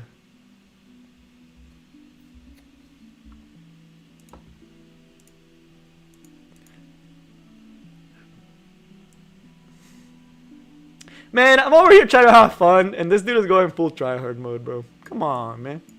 Let me have some fun. I don't think I'm going to leave the last pick for counter-picking purposes. Made. 100% made. For sure. At least he's picking he's kind of picking abnormal, too.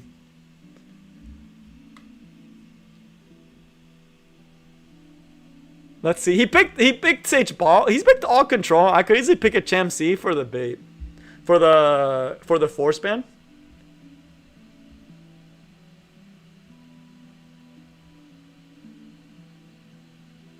Don't I just pick Cham C and he loses? Or is that just me? Like, he has to ban this, right? Ah, there we go. He went a little bit more fun. And I'll ban Falconeer Clary just so he actually has to, like, hit all his stuff on me. Yep, he has to ban the Cham C, which means we get an full evasion team. I'm glad he actually let me keep it. Alright, everyone has got that nice little defense. And let me put my 2 actual units that I won here in the front. Let's see it. Let's see it, let's see it, let's see it.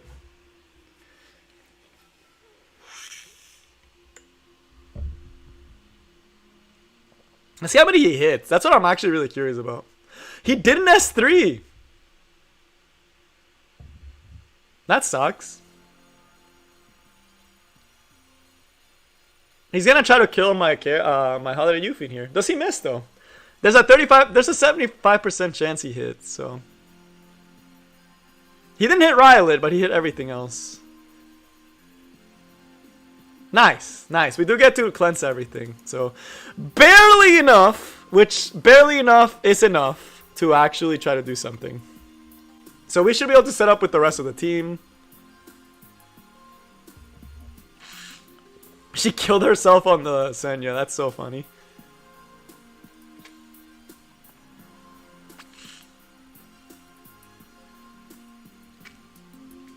That's actually huge, by the way. Alright. Let's get rid of the Fairy Tale. Wow, that is a tanky Fairy Tale.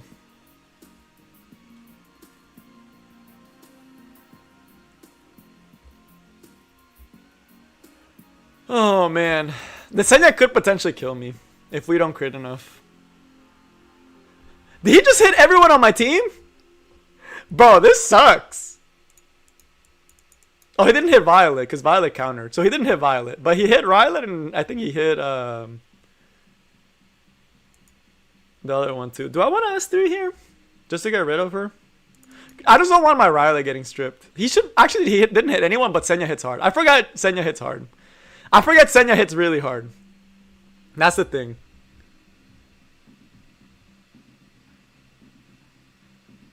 Nice. Nice. Nice, nice, nice.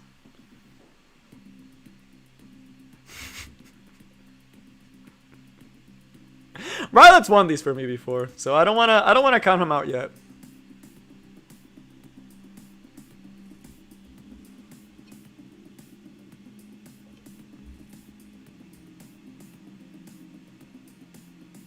We don't have enough for the thing, but this should be killing with... Oh yeah, he's dead.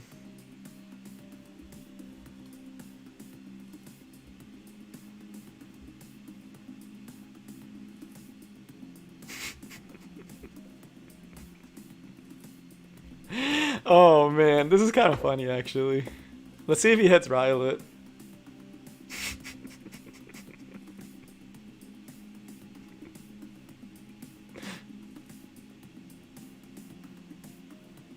All right.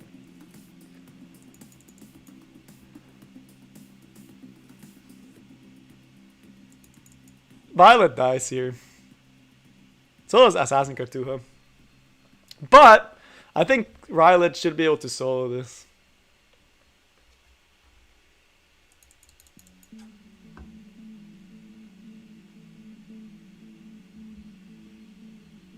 He's just gonna go on Assassin. Oh, what? He's just S3ing me? Why?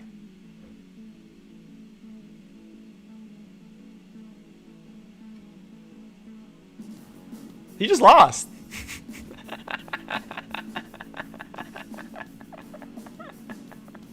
Nice.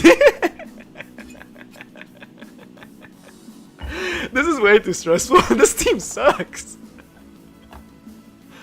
Oh man, I'm legit just praying that I dodge. That is legit this team's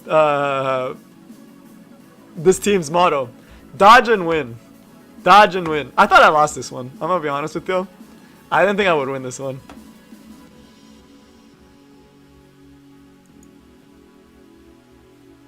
Yeah, it's fun if RNG's on my side.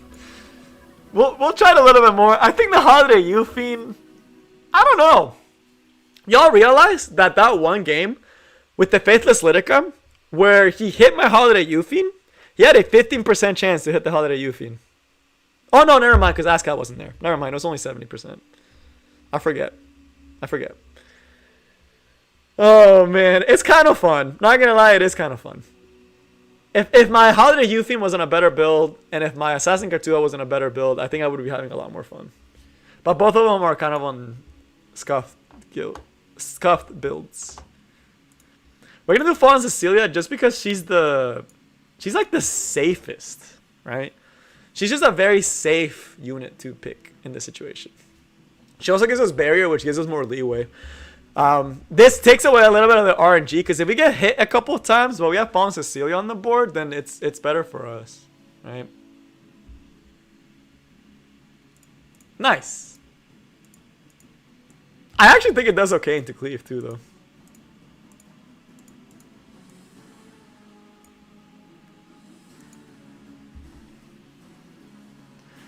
Alright, let's see if he keeps going into a cleave style draft.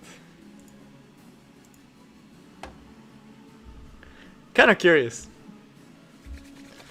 Oh man, this is a fun draft though. It's just for fun. I'm strictly doing it because I think Assassin Cartuja can be good for into cleave teams. So I'm glad that there's a lot of cleavers out there right now.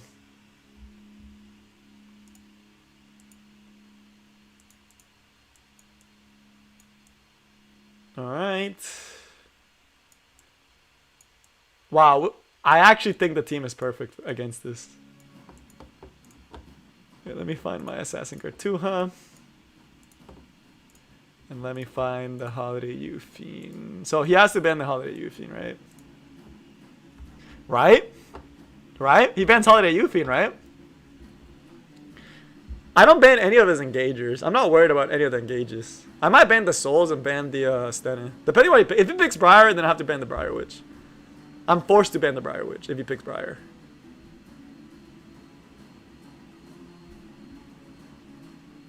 Can't run? I actually want to play with my Rylet, so I actually have to ban this. We'll have to deal with the Stena another way. Alright, let the dice roll. Let's see how lucky or unlucky I get. Odds are theoretically on my side, but he's guaranteed to hit at least my SCC and potentially my Assassin Cartuja. But if his Bazaar doesn't hit my Violet or my Rylet, I think we're sitting pretty.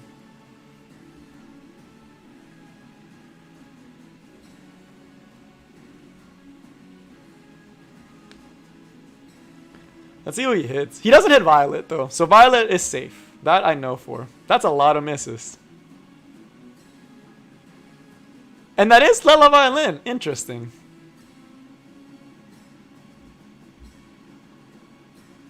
He didn't hit Violet, which is the one that needed to dodge. So Ryla dodging here was the only one I really cared about. The other ones is whatever. Gab, whatever. Gab me. I don't care. Oh, where's my crits?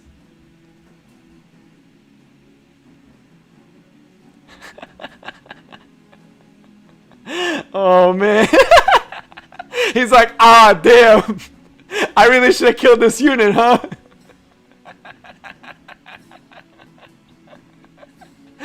Oh, that's so funny. That's so funny. You're funny. You didn't kill him. You have a very low chance of hitting. Oh, that is so precious. That's so funny, dude.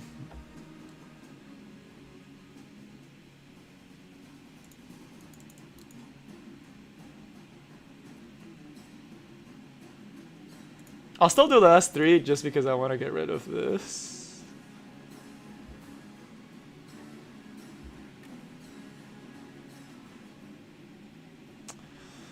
I don't want to kill the RB yet because I have FCCS3 to protect the rest of my team.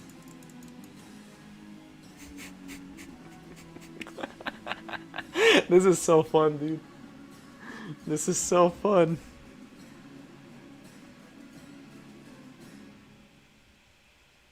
Oh, and it hits 10 at GG.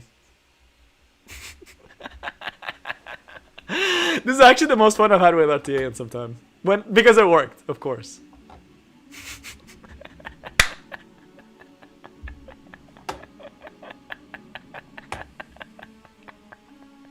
It actually works. That's the thing. It's actually working against like competent players. It's just dodge and heal. That's so fun, dude. This is so fun. I want to try this in Guild Wars now too. The thing about it, it's like, oh man. How to counter cleave? Just RNG, man. Oh, that is so great. Because the thing about it is, more recently I've been struggling with some RNGs, right? With some I've been struggling with some cleave players, but you can't get cleaved if you can't get hit, right? Shoot, I'll pick Violet into you. I don't care. Carrots, man. I actually think Assassin Cartuja unironically is not a bad unit if you have the rest of the evasion squad. Unironically. Because realistically, with Violet, oh, he's actually going full cleave, and he's actually getting some anti-evasion units. Feels bad. Only if my Holiday Hufine wasn't a good build. Let me think. We're still going to commit to the game plan, right? Because we don't back away. We're still going to commit to the game plan. So we're going to pick Violet. And we're going to pick ASCAP. Missing Violet? I honestly think Violet is the one unit that can't be subbed in. Oh man, this dude's got a really good draft for stopping me. Gosh darn it. Man. Man. I have to ban the Briar Witch, right? I don't think Holiday Youthing's a good option for this one. So I'm going to put Falconeer Cleary. Just to put pressure on the board. Just to put a speed threat. Holiday Youthing's a little scuffed. Alright. Don't believe the Violet hype? Bro, what you mean? Clary, yeah, if I get a Clary, forces a ban there. Alright. He doesn't kill any of my units with S2, so he has to S3. Let's see how many he hits. That's a lot of evades.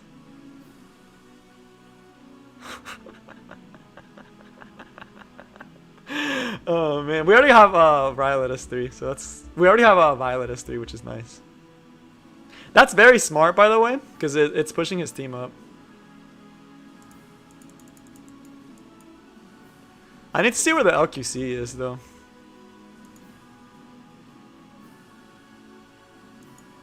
Okay, I don't want to mess with the LQC, so I'm actually going to hold the S3 and S3 here.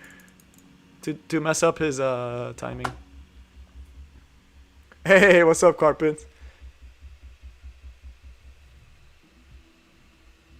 All right, so now he can still get the dunk damage, right? You can still get the dunk damage even through this, but I don't think it... Dude, why do you keep going for my Violet? Why? You're giving me turns. Yeah, he just loses.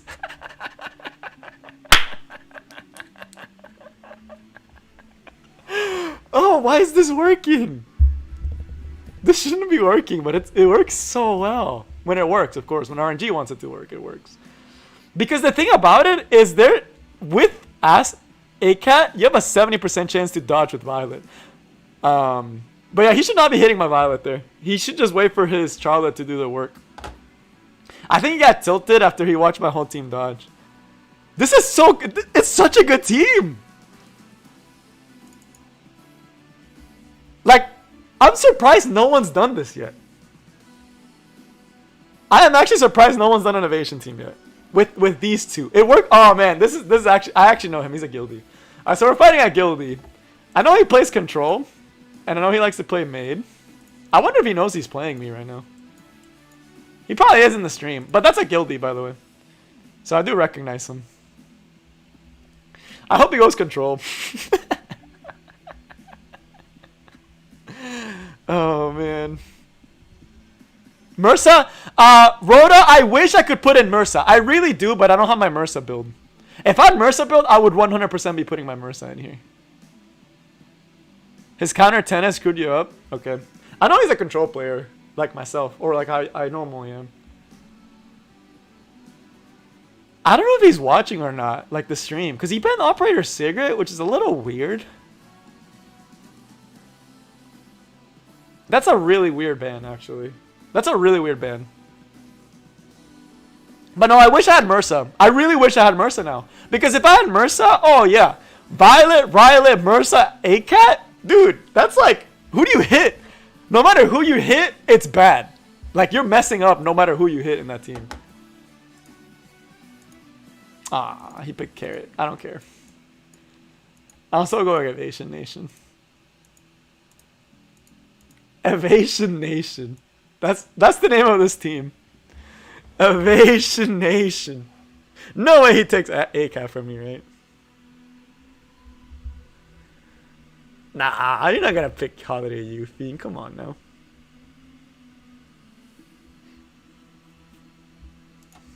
Ooh. Ooh. Where's my A-Cat?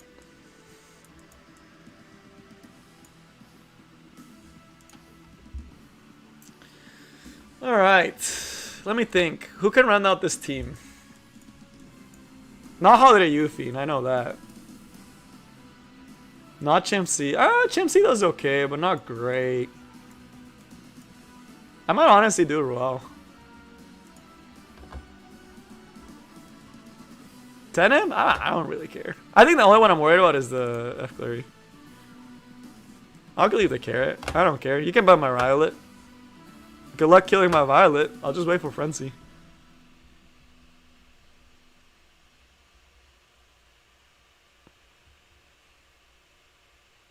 Has become lower rate of picking this season. Yeah, I do agree. He banned the Violet? But why though? Man, that's how you know you fear. That's how you know you're afraid. That's how you really know you're afraid. He has to do S2 here.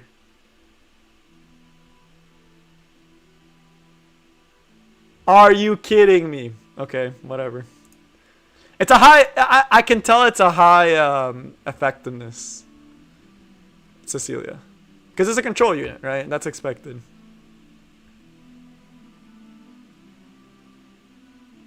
Alright, he hit everyone. But what that means is we get good RNG for later times. Right? You gotta think positively, right? If you don't evade in one situation, that means you're evading in the next one.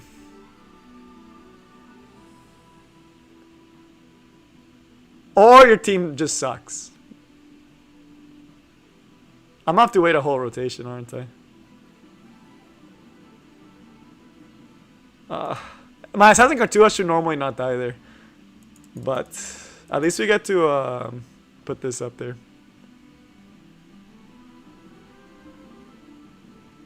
I have to stop him from killing Riot. At least for one turn. He can stun him, which is whatever. It's just gonna take a while. I'll get evasion back next time.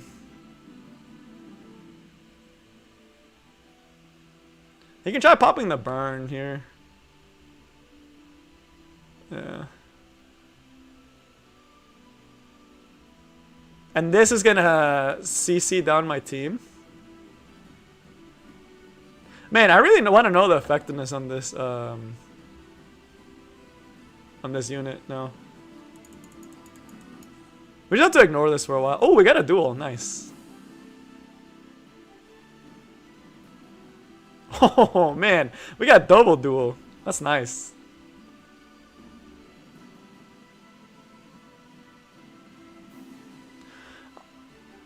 I'm tempted not to do the S3, but I need the healing.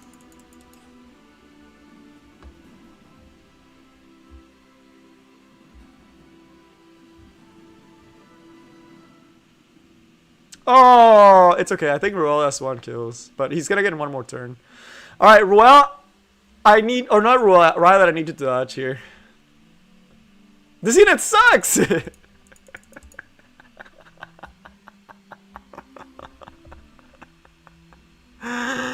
Oh man, live and die by RNG. I think Rylet dodged 1 out of 7 that fight. Yeah, that's not great. The Assassin Couture should not have died there, which was a big deal, because if he didn't die to the carrot when he did, he would have done S3 into the Cecilia into a Rylet S3, which means that she would have died. So it sucks, but it be that way. Live and die by RNG. It's gonna happen. I'm gonna have just as much fun as I have not fun. I respect this guy for first picking Lidica. I really do. People who first pick Lidica are very committed.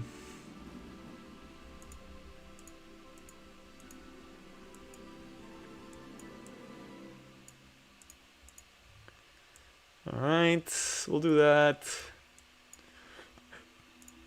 Let's get the other one in here.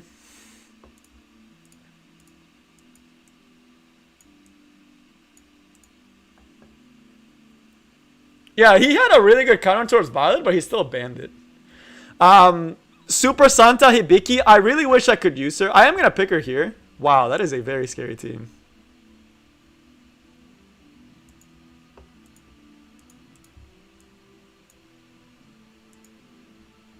Who's the DPS?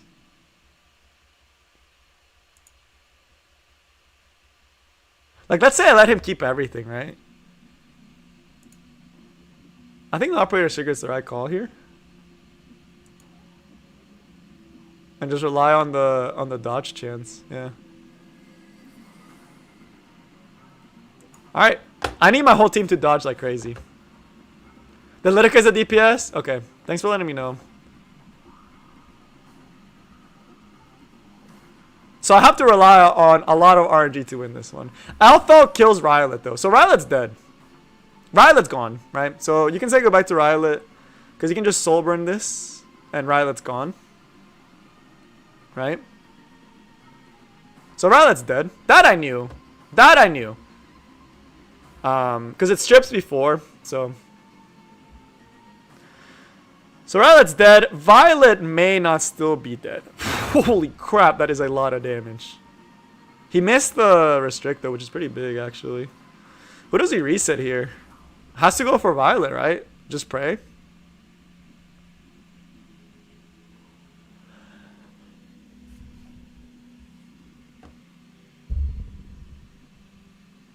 I just want to point out, he had a 15% chance to hit.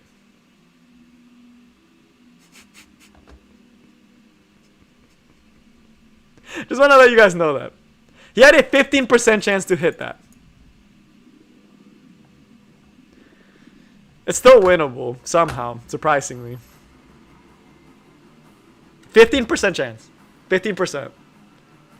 It was not Symbol of Unity. Dude, our Violet's on fire, though. So, I do have to say that there is that. But that's a really cool Litica, not gonna lie.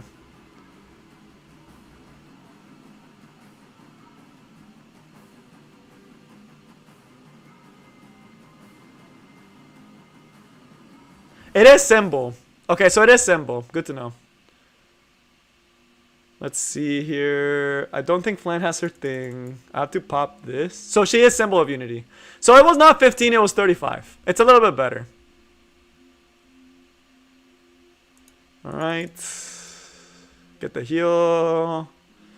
Get rid of this Litica. Because she has Symbol, so she can actually hit us. Nice. Dude, this fight is so much RNG.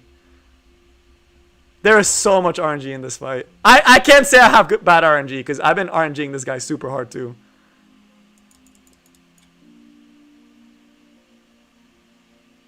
And he has to hit Fat Cat here. Alright, this is it. This is it. If this hits, I lose. If it doesn't hit, I can win. Okay, it didn't hit, I can win. That's a lot of damage to miss though, by the way.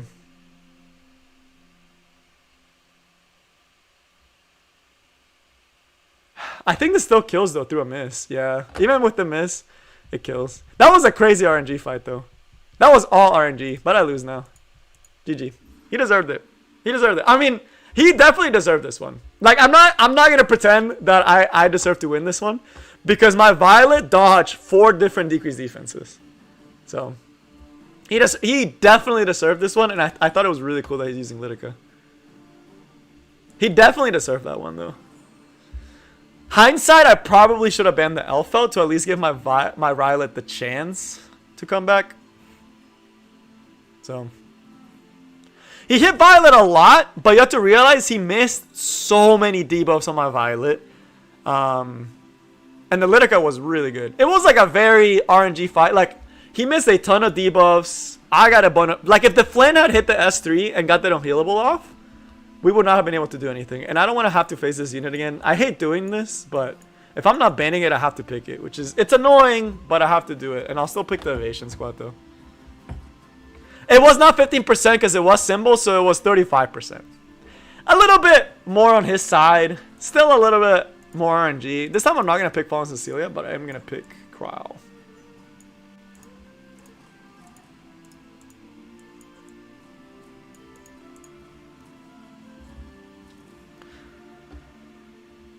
Oh no! Our Evasion Nation!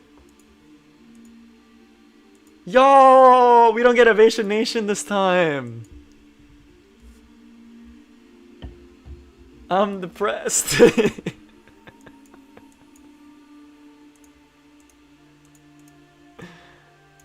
I'm so sad. No! He took Rylet. Why did he do this to me? He has to ban Carrot. Yeah. I'm actually really sad. Like, I may not sound it, but I'm actually pretty sad.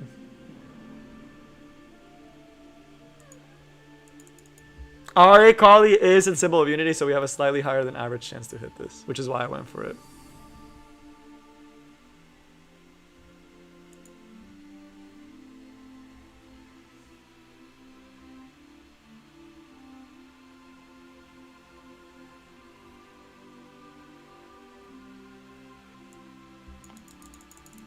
I think I clicked the wrong hero. I wanted Ross. Yeah, I wanted Ross, not Rylet.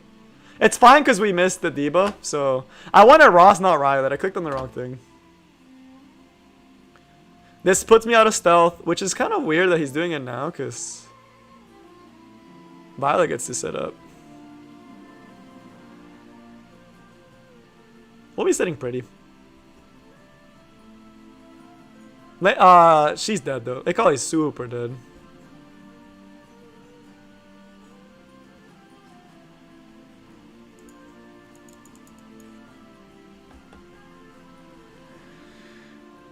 Do I need to S3 to kill here? I don't think I do. So I'm just gonna raw S1 it. I want to keep the... I actually needed to S3 to kill there. That's whatever. It's not that big of a deal. Oh, wait a minute. He didn't kill. I think his Ross still outspeeds me though. With speed buff, I don't think I'm faster than his Ross.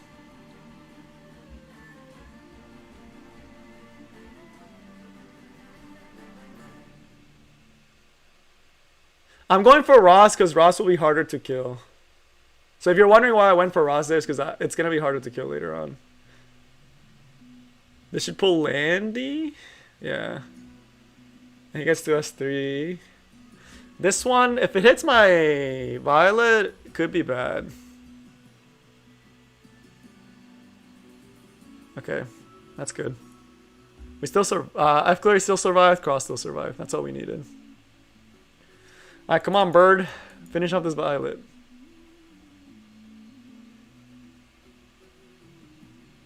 Dude, this guy does not want to die.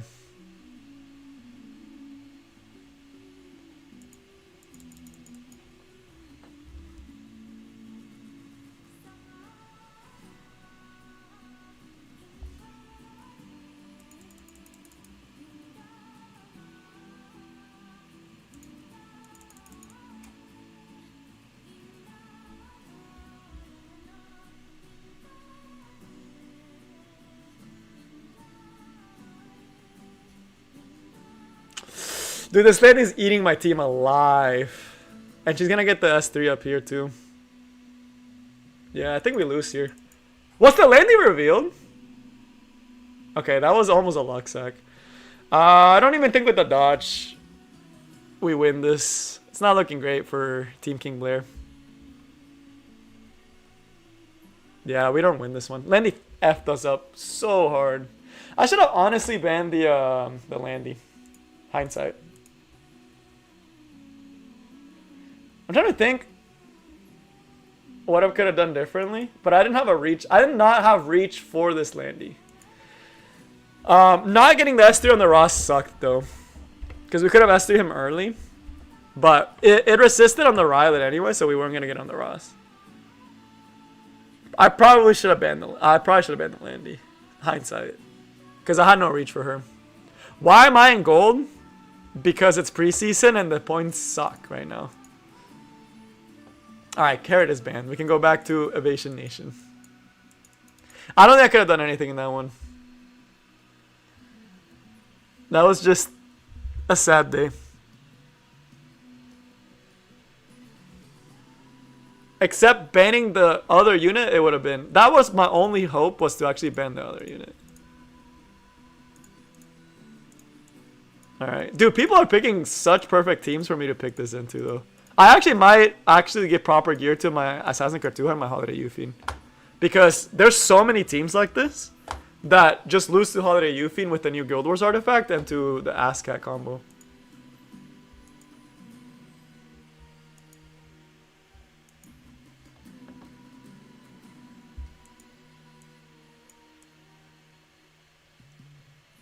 Alright.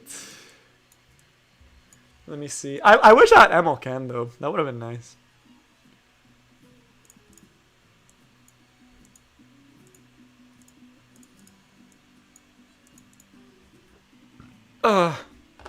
It's my... No, she's not DPS with sides. Ooh, Strasse. Okay, who do we ban here? I'm honestly not worried about any of these units. I'm the most worried, I think, is Strasse because he actually has a strip. And maybe the Stena, but the whole team is so squishy, we'll get through the team. So he let me keep my full team. Wow. Impressive. Alright, let's see it. If we get the good luck, good RNG, we win the fight. If we get the bad RNG, we lose the fight. He has a very low chance to hit any of my units. That looks like a lot of misses. He hit Askai, which is the only one I did not care about.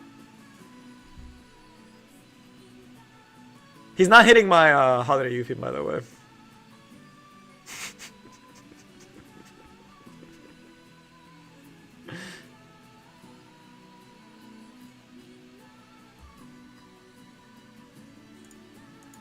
And let's get rid of the Arbiter Builder so he can't S3 us multiple times.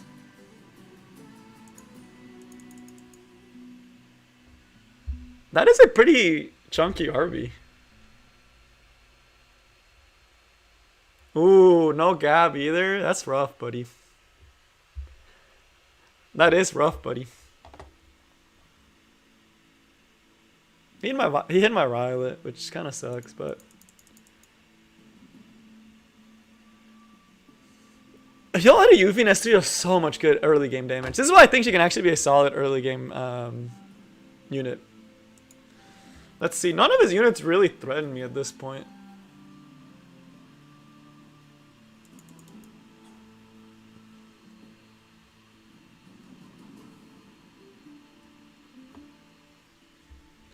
And I'm going to S1 with Violet instead of S3ing because I want to get more stacks. So next time he hits me, it will force our Violet S3. And he doesn't have souls? Oh, because he soul burned the RB.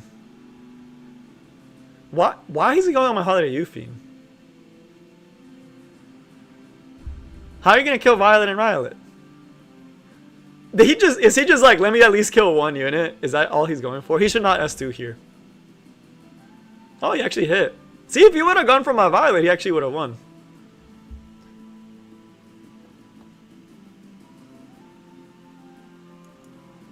Yeah, that's GG. This team is so toxic, dude. The more I play this team, the more I'm like, I'm legit just relying on RNG to like carry me to the dub. And it's working. There's so many people playing aggro right now that it actually does surprisingly well. What sucks though is I think... Oh, we went on a lose streak here. That's why. I was wondering how we lost so many points, and it's because of this little streak right here. Because we were doing pretty good. Nice. Nice. Nice.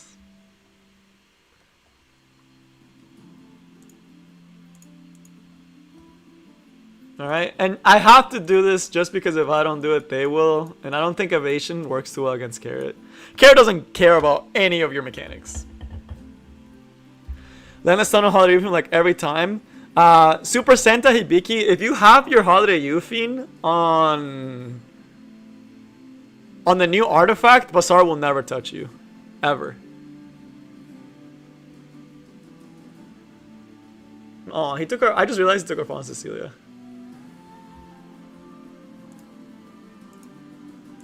Could be a problem if he decides to pick Stene. That I don't care about. This is a very old strat that he's playing right now.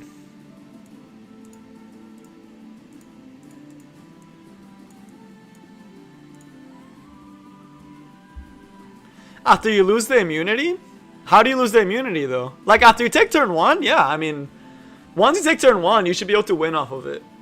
From Holiday Hufine. Like after you do Holiday like there's units like Holiday Hufine that what their role is to get their burst and get out, right?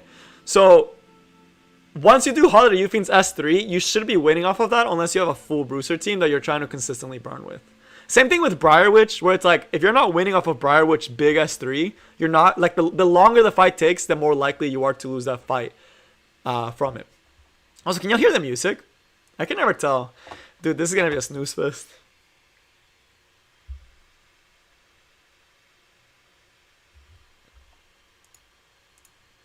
I might not pick Holiday Hufine in this one just because Holiday Hufine into DN FCC is kind of suspect, and I want this fight to go faster.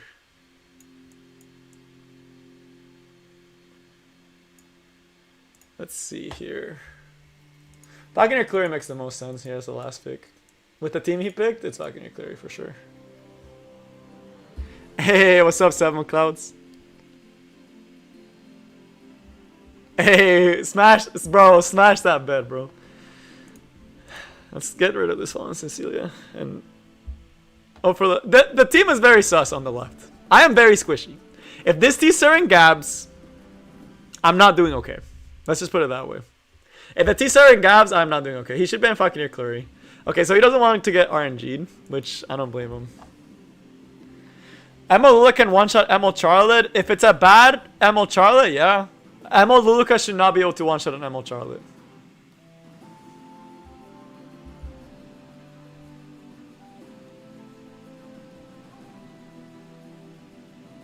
So Violet dodged, but Violet didn't. But Violet resisted, which is good. Who do I want to burn on? I actually might burn on this DN, just so she can't get the S3 off. I don't want to have to deal with this S3. It's too good.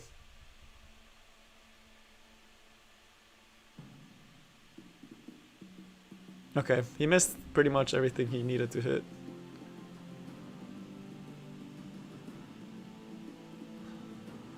I can't tell if that's half!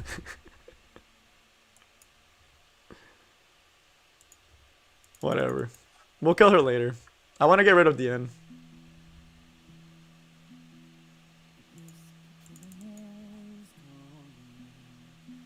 Wait, no, he's going to be a warrior, I think. Warrior makes the most sense for him.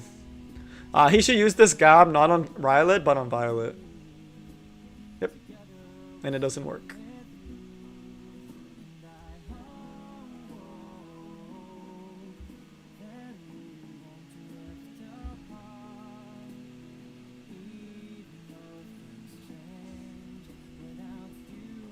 Dang, his series is fast. Let's see if he procs light though. There's the hit. I knew he needed a hit. He deserved it. And Violet should be able to finish off the job. Yep, GG. Man. You can't hear the music? That sucks. Hold up. Granted, this one kind of sucks, dude. This song.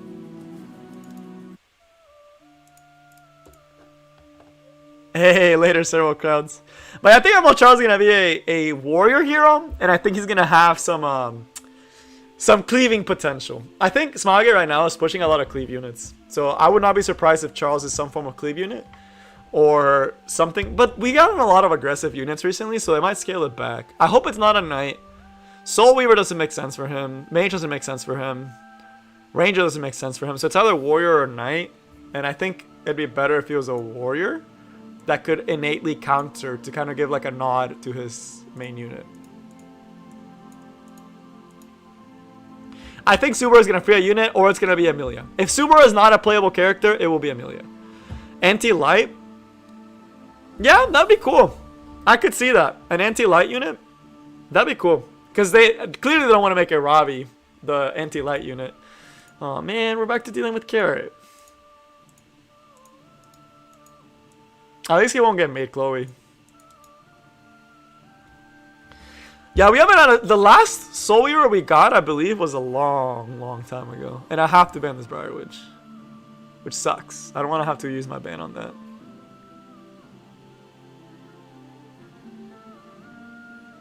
And I don't have last pick either. That's a problem too. The fact that I don't have last pick is actually a big deal. Let's see. I don't think Holiday Youthing's good in this situation. Kisa would have been perfect here though. But I'll pressure his RB and the rest of his team with this.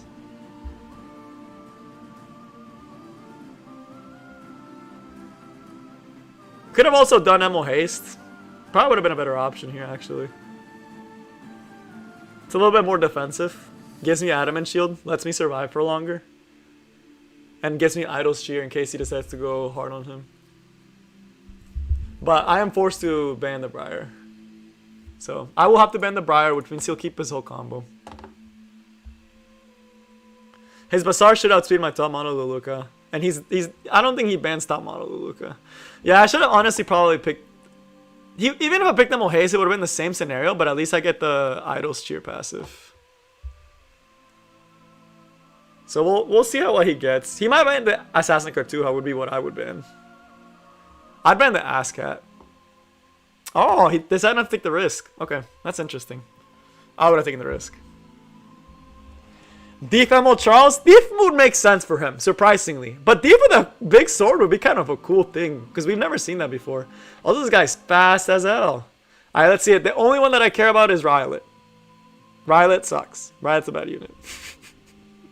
I'm just kidding. Violet can still solo this, though. But can he against Carrot? Ooh. It's not a great look. He would have to dodge the Carrot, which, I mean, We have higher odds of dodging since we got hit by the last one. But we still get burnt.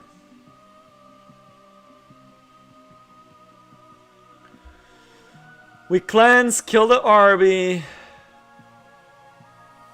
He's dead. Oh, he's not dead. Nice.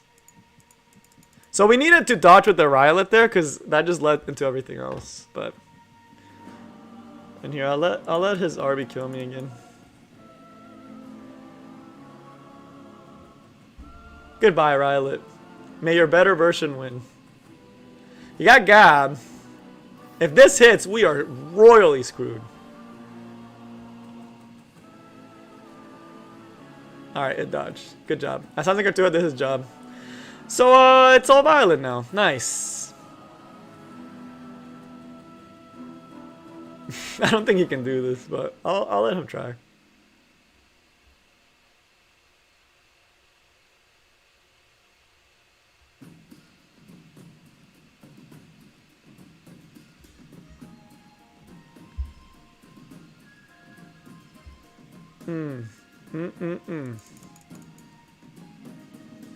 Yeah, it's not looking great. I don't think I killed a carrot. Yeah, he can just S3 me and win. The only thing I could have done is pick carrot. As much as I hate to do that, it actually is just a thing that, like, right now in RTA, if you're not banning carrot, you have to pick it or you have to have a way to deal with it. So, for this team, I think the evasion team, because it relies so much on Violet, I have to either pick or ban the carrot. And I don't want to let him keep this because I already have to rely on so much RNG. If he gets an extra chance to just revive his whole team, which that leaves me as the only choice is actually just to first pick this unit, which is annoying, but it's just how RTA is. But yeah, rather than dodge, I mean that he had a better draft. I'm not gonna say that I had a better draft, but it sucks. I don't like being forced to have to pick a unit. And again, something like this, it's hard for me to pick an evasion team. Just because I want to cleave so bad, dude. But we'll see if he speed matches me. Because right now with Rylet, I can still pivot into a cleave if I need to. Right? I have one engager, 2 DPSs. I can quickly put like an operator cigarette and just cleave him. Or if he decides to bruise her up more, then I just cleave too.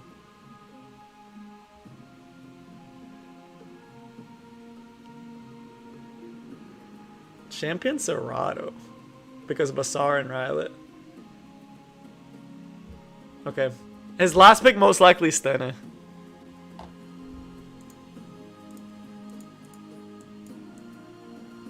I can't pick Askat this time. Not into this team, at least.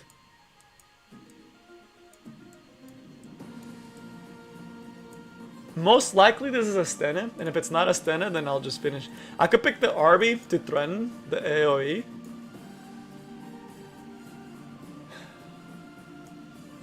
And just go full aggro with some evasion for follow-up. Oh, top model Luca was also a good option here.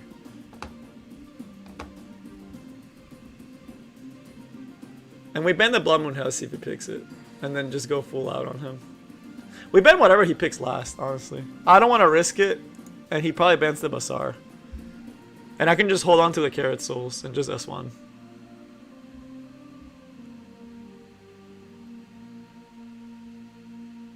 So he either has to ban, he probably bans the RB or the Basar. I don't think he bans anything else on the board.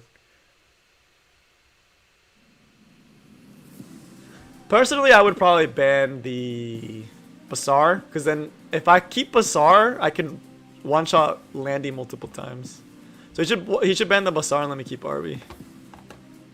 So he decided not to. I can just blow up the... I get counterattacked, which hopefully doesn't hit the Rylet, though. That's the only concern. And that does look like a tank Landy. And I do want to soul burn it. That is a tank Landy, so this is going to be tight. And I can just save the carrot S3 until we get rid of him. Proof of Valor Landy? Or was it the Proof of Valor Champ C? Alright, good job, Rylet. You dodged.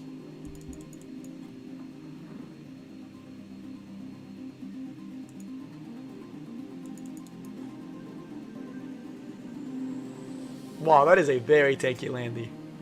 My god. She's about to take like 18k plus damage. Alright. Let's just get rid of her. Do I want to get rid of her actually?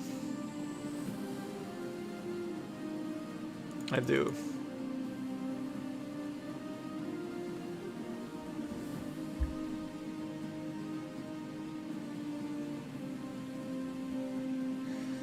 He revives her. He does S3. And I get to kill her again, technically. Oh, he's not reviving her. Good choice.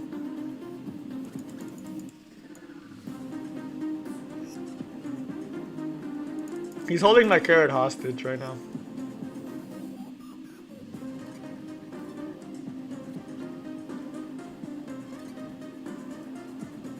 Alright, so now we can start going on Champ C. So it was Proof of Valor Champ C. It wasn't the Violet that was Proof of Valor.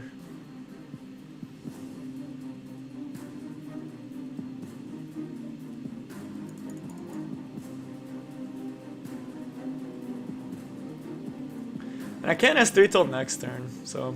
And I don't want to attack the Champ C, because then I could trigger the reaction. Does he bring Landy in now, since his whole team? He should have brought the Landy in there, because his whole team was,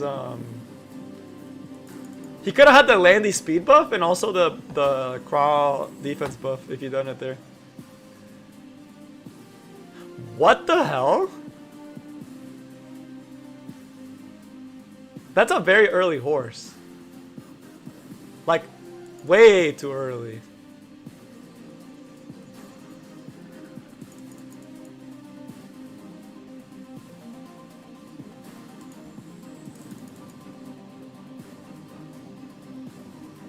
Interesting. He has twos here, or brings back the Landy sometime. So he has twos. Is he never bringing back Landy? Why? He could have had speed buff and defense buff for like 10 minutes now. He hit my Rylet too right here. So if he had Landy, he could have actually done something with it.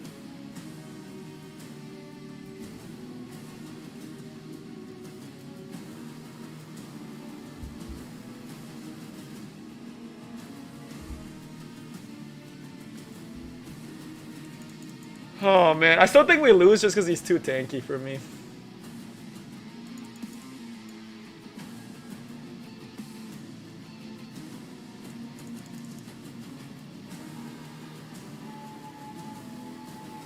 So does he bring back the Landy now? Okay, so he brings her back now when I could potentially kill her off of a burn. Huh.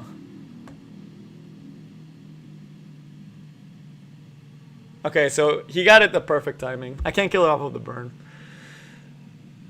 It might not kill my Rylet. Actually, no, it kills the Rylet, for sure. It kills the Rylet. Yeah, because he can't dodge. Of course. Why would I ever think my Rylet could dodge?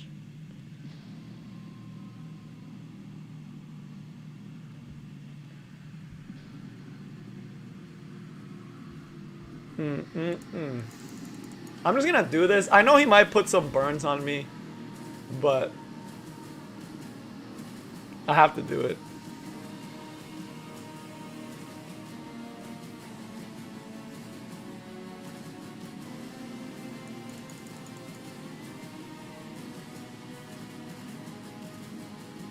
I could actually use this team too in the future.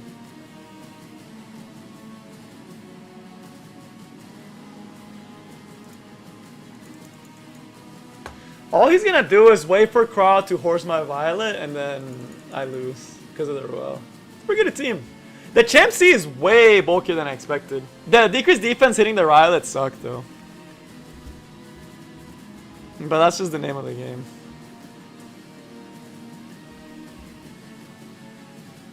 And I cannot kill this Ruel in time before she can S3 again. She has S2 back up, which is crazy. Does she S2 herself? And then I go on Crow.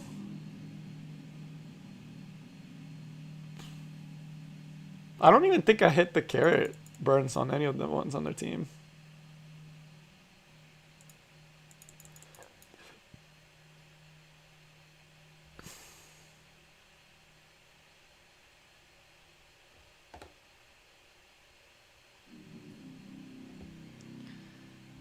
Man.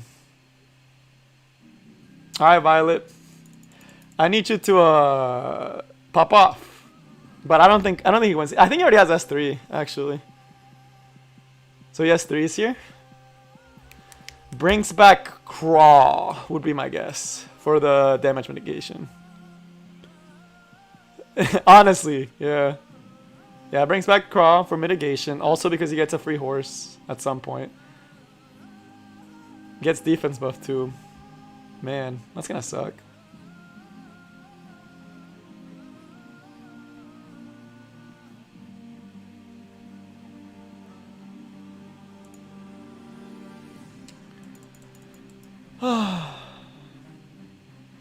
By the way, my Riley has 85% crit, and he's missed quite a few times there. Alright. I think he can kill here.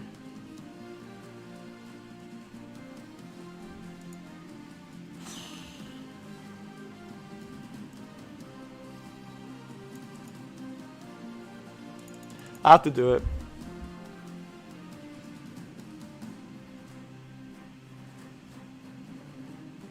I have to chance it. That's the thing. I have to chance it there.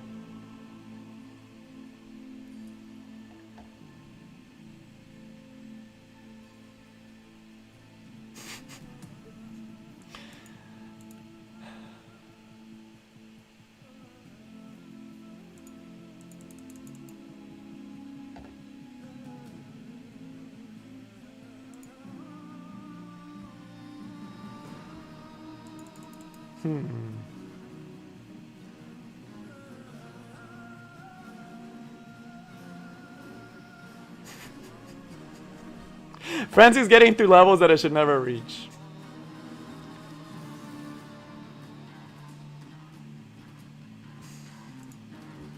If this doesn't kill, I lose the game. Should I do it or should I wait? If this kills, I win. If it, I think I do it. He doesn't have damage mitt. YOLO. Oh, this row is too tanky. Alright, I lose now. GG. I got way too greedy. I got way too greedy. The thing about it is I knew I lost regardless. That is greedy. I did not focus. That's way too greedy. I lose now. GG.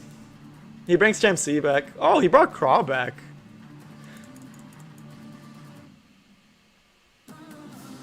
We have hope. We have hope. Because him bringing Craw was a huge misplay. Let's see how much it would have done. That was very greedy of me. So he did hit me. Yeah. If we had dodged, I still think we would have healed because we would have dodged. So now we die. So we got greedy and we lost because of it. Damn it. We got close. That was close. That was close. That was close. That was me being greedy. I don't think I would have won. No, I would have won. If he brought back, he should have brought back Chimp C. Not Crow. I got greedy. I got way too greedy. I forgot that the damage is like crazy different. That was almost a pretty solid comeback though. We were such high frenzy, no. Yeah, that was a waste of a fight. Feels bad. I got way too greedy. Let's see. It's a difference of 5,000. Yeah. That's a lot. In frenzy, that's equivalent to like, what? Almost like 80% damage? I got way too greedy. I should have just done the S1 and just chilled. The only thing is, he could have waited one more turn with the Crow, and then, because I would not have been able to S3 right away, and I don't think I killed the Crow with the S1. And he could have just waited and then crowed me after. It was very unlikely that I won the fight. Let's just put it that way. But it was possible. In my eyes, I was just like, I don't know if I win this if I don't S3.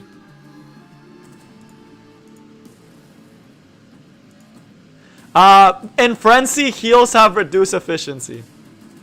In case you're wondering. So whenever you're in high Frenzy, you have reduced efficiency. We're gonna try this team one more time. Because, oh man, he picked Elfelt? That's copium, dude.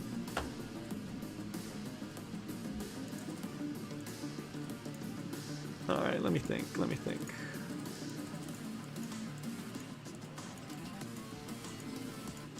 Go this. And who do we go to get rid of the carrot? That's what I gotta think. I could go seaside, but that feels too cheese. That's not fun.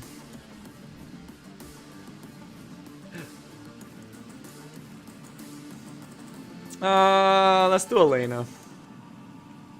Yeah, let's do that.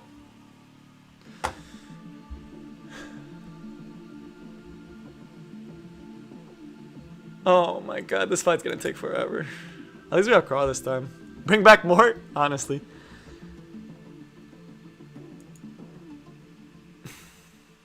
I kind of brought this upon myself, but at the same time, we both did.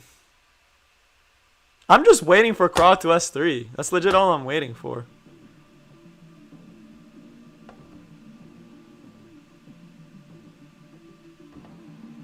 That's actually all that I'm waiting for. It's for my Craw to S3. Wow.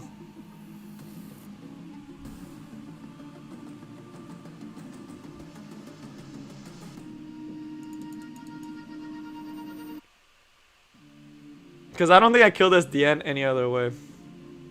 I kind of want... Nice. Perfect. Not perfect. I didn't want him to hit. I want him to miss. Oh, that's a lot of damage on Senya, actually.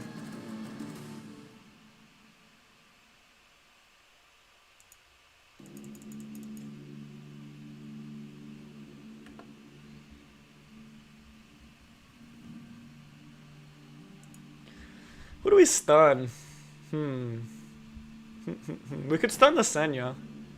We could try going for the DN, but it's probably high. Oh, actually, it was pretty fast. So let's actually go for the DN, because I don't think this is a... very high... Oh, she is high ER. Damn.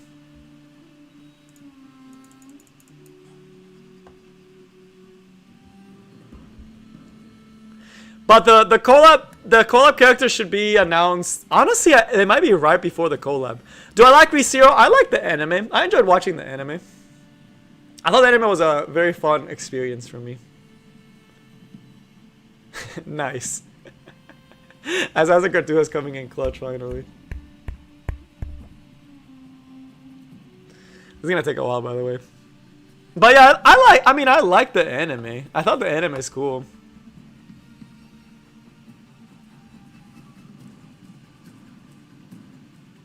I see what he's doing and I don't like it. I'll blow this now. Just to avoid the Senya damage.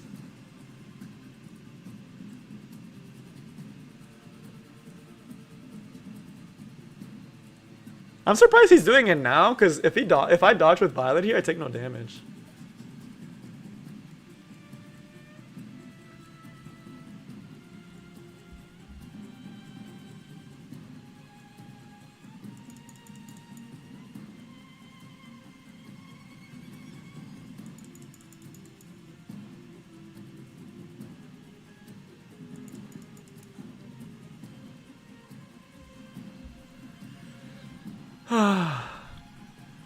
They were mad? Oh, because Nu said he was gonna do something.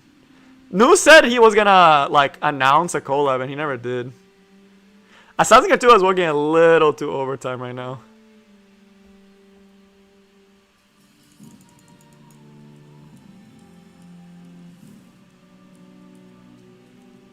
Does he has 3 here? I don't think he has 3s. I don't think S3 is the right play.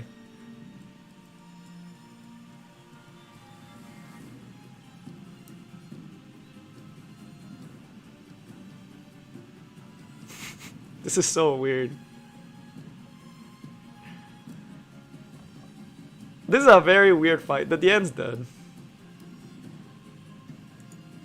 Assuming I crit, of course. Oh no, even through no crit, I still kill her. Now for the real struggle.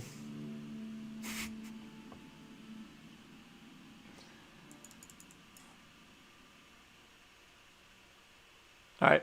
This is his time to do his S3.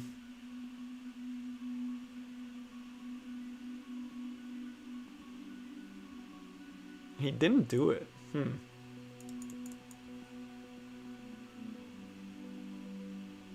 Nice. We got a provoke. That's pretty big.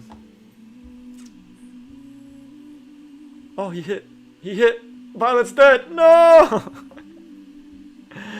No! Violet's dead.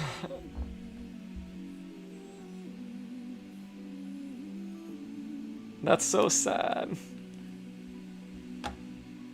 I lose 2 carrot. I keep forgetting that that unit just kills me. Ah! But the CoLab is August 5th. It's been announced. So I have no clue. I think they're going to announce it next week. Are we back in silver? What the hell? I guess we did drop pretty low on the win rate. Alright. I'll do one more. Final verdict on the Dodge team. It does really well for anti-cleaving purposes. But against normal gameplay, man, it feels so bad sometimes. And it feels pretty bad. You have a 30% innate chance to just lose. Because if you don't dodge, you lose. But most people are excited about it. The people went very mad. Like, I know that people were upset. I knew on Mashu, because he kept saying wait till the end.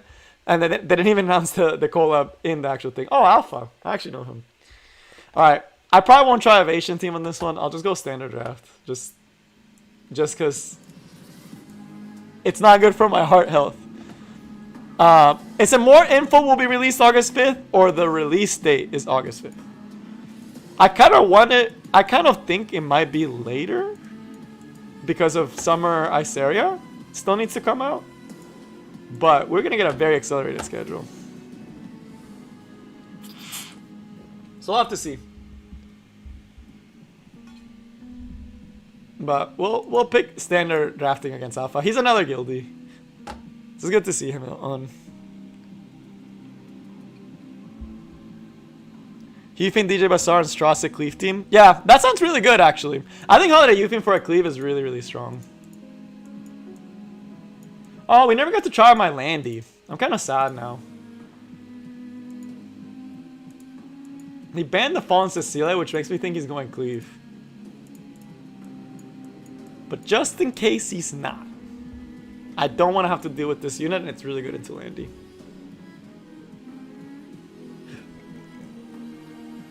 On the CoLab, I'm actually excited about it. As far as like, I like the IP. Like overall, I think it was a decent. It was a solid IP. I mean, I have no complaints on the IP. I know a lot of people complained about it, but I like that. I like it as a whole.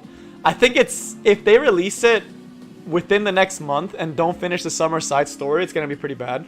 So they have to either push back the release date of Summer Iceria or push back the thing of the whatchamacallit, or push back the release date of the CoLab or of Summer Iceria, right? But it makes more sense for it to be later. But all in all, I mean, what makes me disappointed in the CoLab and less hype, it's not the IP. It's the fact that we waited this long and like a lot of the hype had already died down kind of thing. So that's the part that kind of sucks for me personally.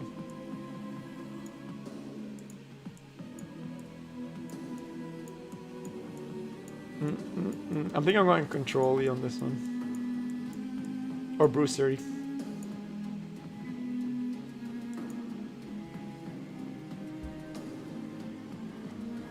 At this point, I'm not thinking. I'm kind of tired right now because it's almost 2 a.m. I didn't realize I was already doing RTA for so long.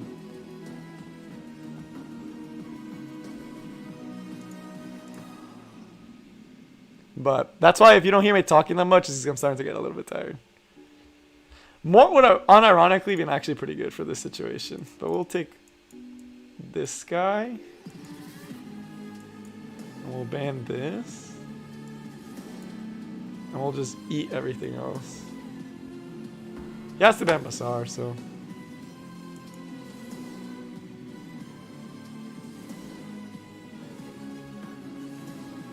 And we just kind of chill. So he'll get the Crimson Armin. It's whatever. It's gonna be annoying. It's low F Flurry too, though. Surprisingly. I wonder if he has 2s me early. Alright, so he does S2 me. He doesn't hit the Ross though. Do I want to S3? Or do I want to S2? I kind of want to S3. Just to get some protection.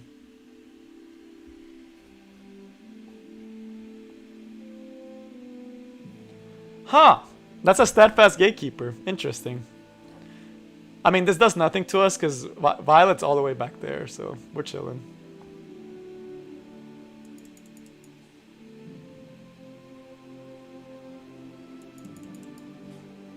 We'll just wait till the next rotation before we use Carrot S3.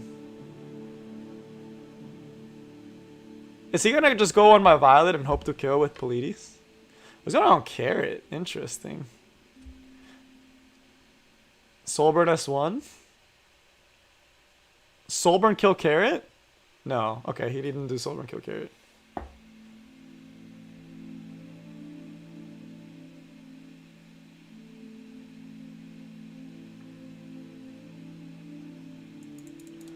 She's like the only DPS that he has, so that's why I'm going so hard on her.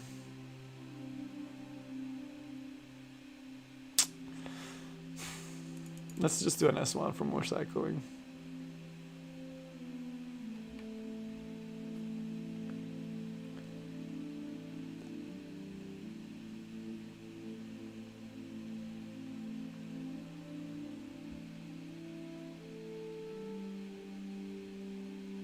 All right.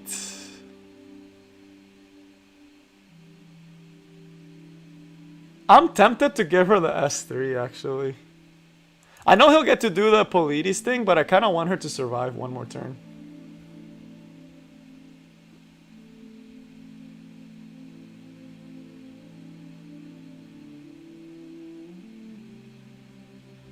He can Soulburn a lot though, but it has to kill. And that will waste all his Soulburns, which means he has none for Violet. That sucks. But at least we got the burn on her. And he should try to stun the Ross. Yep. Yep.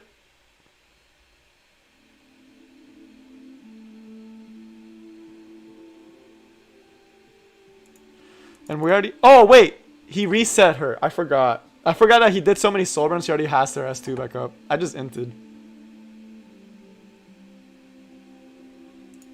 It's alright. I just want to get rid of her. Because he's the main damage source. I don't think we even killed her. That was a huge misplay. I thought she already did his and he couldn't do it again. But I'm just boosted. He should keep sleeping my my Ross as much as he can. He has another Soulburn too. Alright. Let's see if Violet decides to dodge this one. Nice.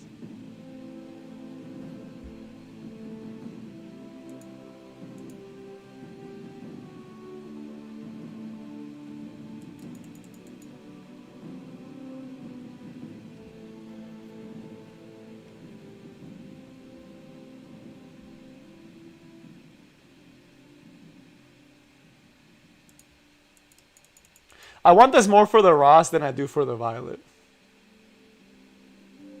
But it's nice for the Violet too because I get to push him up a little bit more. He can just Soulburn S3 me here too if he wants.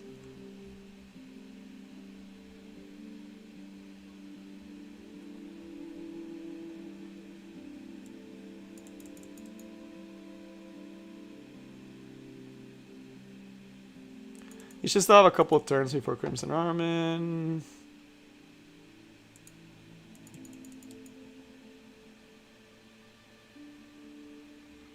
He has S2 to strip me, but he runs the risk of not hitting.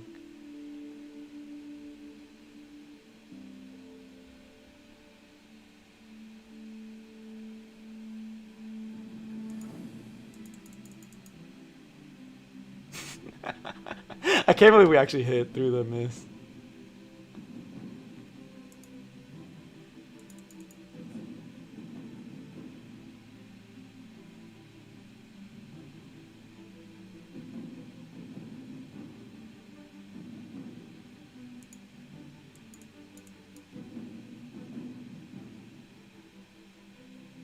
That is one tanky Crimson Armin. I have to kill her, because if I don't kill her, Sage Ball kills me later on. So, he should just S3 my Ross here. Give me a sec. I'm sorry. I'm like quite tired right now. If I'm not talking as much because it is getting late. So, but he's gonna S3 here. Yep.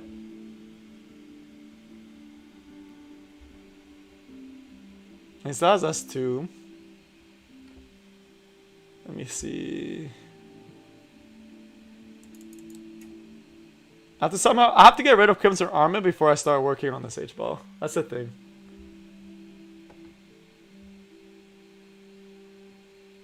Alright, so T-Cross set's dead, which means we don't get the big buff. So it all comes down to how much can my Violet dodge. The reason I'm doing it here now is because I ideally will be able to S1 the Crimson Armin and only S3 when I really need to S3 the Sage Ball.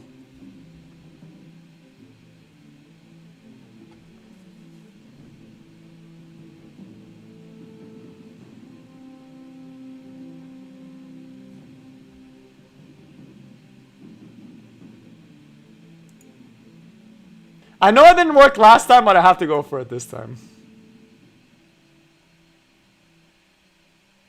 And because he's a guildie, we'll BM him.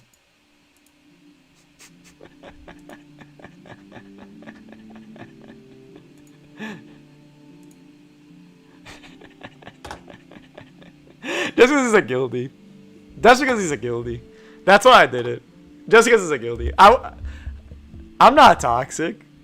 I'm such a nice guy. But okay, we're back in gold. So we started where we ended, even though we have higher than a 55% win rate, just because the point system is kind of messed up right now. But okay, let me read through the chat before I actually end the stream. I'm sorry if I was super out of it near the end. I don't know why I'm so tired today. He should have Soulburn, probably. With miss like RB Polides or Senya. Yeah. Red, it wouldn't be a bad idea. I think the evasion team, like all in all, with Holiday Hufine, if I had the Guild Wars artifact and I had it on a faster build, I legitimately think full evasion team is a legitimate strategy to beat Cleave. So that's cool. Chris Pompey, you subscribe. Hey, I appreciate you subscribing. Did you get Strasse? Sadly, I didn't. I was not able to get Strasse, Chris. I tried, but man, I was a little too far from Pity to be able to actually reach it. And I knew I was going to be spending once the CoLab comes out because I don't have that many Sky Stones. So sadly, I was not able to pull for him. And there was a lot of videos on him. But I guarantee you, if it's MOK Ron, I will 100% be the first one to make a guide about him like this. Right? So that would be nice. So yeah, it would have been soon. But have you seen ReZero? I have seen Season 1. I have not seen Season 2 yet. I still need to see ReZero Season 2. So that's something that is like that. I'm not toxic. I'm a poison person. That's funny, Reynaldo. But yeah, someone on Bazaar banner. I personally would say wait until they announce the kits. If they do announce the kits anytime soon, maybe we're not getting the call-up for another 2 months though. Right? If we're not getting the call-up for another 2 months and it's just Samurai Seria, which the more I think about it, the more I realize that that actually might be the case. If that is the case, and you find out that we're only getting Samurai Seria, but we're not getting the collab till like September or like September or October-ish, I would pull for Bazaar at that point. But make sure you can pull for Iseria because Iseria will be good. Still waiting for Violet banner. I mean, yeah. Did you see Violet in action? Like, all in all, the star of the evasion team is Violet, which for Violet to win, there needs to not be a carrot on the board. That's what sucks. Violet wins a lot of matchups if there's no carrot on the board. With carrot on the board, it's a completely different game. It is kind of cool seeing that people are using Senya as a way to counter Violet, which makes sense, actually. When I think about it, I might actually try that. So I might actually try that on my Senya one of these days. I might try a full... Next time, instead of Evasion Nation, we might try a Dragon Knight squad. Because I have Ilna, Senya, and Cecilia. So I might try a Dragon Knight squad, and then we'll try a Dragon squad. So we'll try Dragon Knight squad plus Lilius, because I think we still need the Lilius in there just to be able to actually do damage. But we'll try that one sometime next week maybe. That will be a fun team. It'll be a fun little team for you guys. So, well, Evasion Nation. I'll probably make a video on it this Monday because it's really funny when it works. I actually think it's a viable strategy. It just sucks because you have a 15 to 30% chance to straight up lose the game. So that part's not so fun. Everything else is very fun. Yes. If I do a Dragon squad, I will have more in there. It will be Fallen Cecilia, Mort, Luna, Alencia, and Hufine / Holiday Hufine. Would be if I made a full Dragon squad with Mort. Mort has to be in there for Dragon squad. So I would make them all crit damage knights, of course. And for the Dragon Knights, I would need Lilius to actually be able to do the damage. Because then I could have Senya Lilius combo, which is pretty spicy, with Ilnoth crit damage buff. Oh yeah. Oh yeah. Plus the only other Dragon Knight, to be able to do full Dragon Knight, I would actually have to finish a Rose. I don't think there's 5 Dragon Knights actually. Because Cecilia's 1 Dragon Knight. Rose is 1. Luna, Hufine, kinda, not really. I would kind of more of Dragon. Ilnob and Senya. And yeah, we're missing, like, I guess if you count freaking the 3-star, but I don't have her built, like Nemunas. So it would be Dragon Knights plus Lilius. We'll make Lilius an honorary Dragon Knight one of these weeks. It'll be funny. It'll be fun. It'll be fun. It'll be fun. It'll probably not work, but it'll be fun because we tried. Hopefully that will be near the beginning of the actual season. Actually, no, we should still do it preseason. But yeah, that is all I got for you guys today. Hope you all enjoyed. I don't want to underhype the collab. I am very excited. I am very excited for the collab. I like ReZero. I have watched the first season. I thought it was interesting. It is a big anime. It is good for the game to have the collab. I am curious. I don't think August 5th is a good date for it to come out. I actually wouldn't mind waiting a little bit longer, because that means we get Samurai Seria. But just know that we're going to be probably on an accelerated schedule, which means we're going to be getting a lot of limited units back to back. So just know that, hey, save your bookmarks. So that's all I got for you guys today. I hope you all enjoyed the little RTA time and the collab discussion. But that's all I got, and I will see you next time. Peace.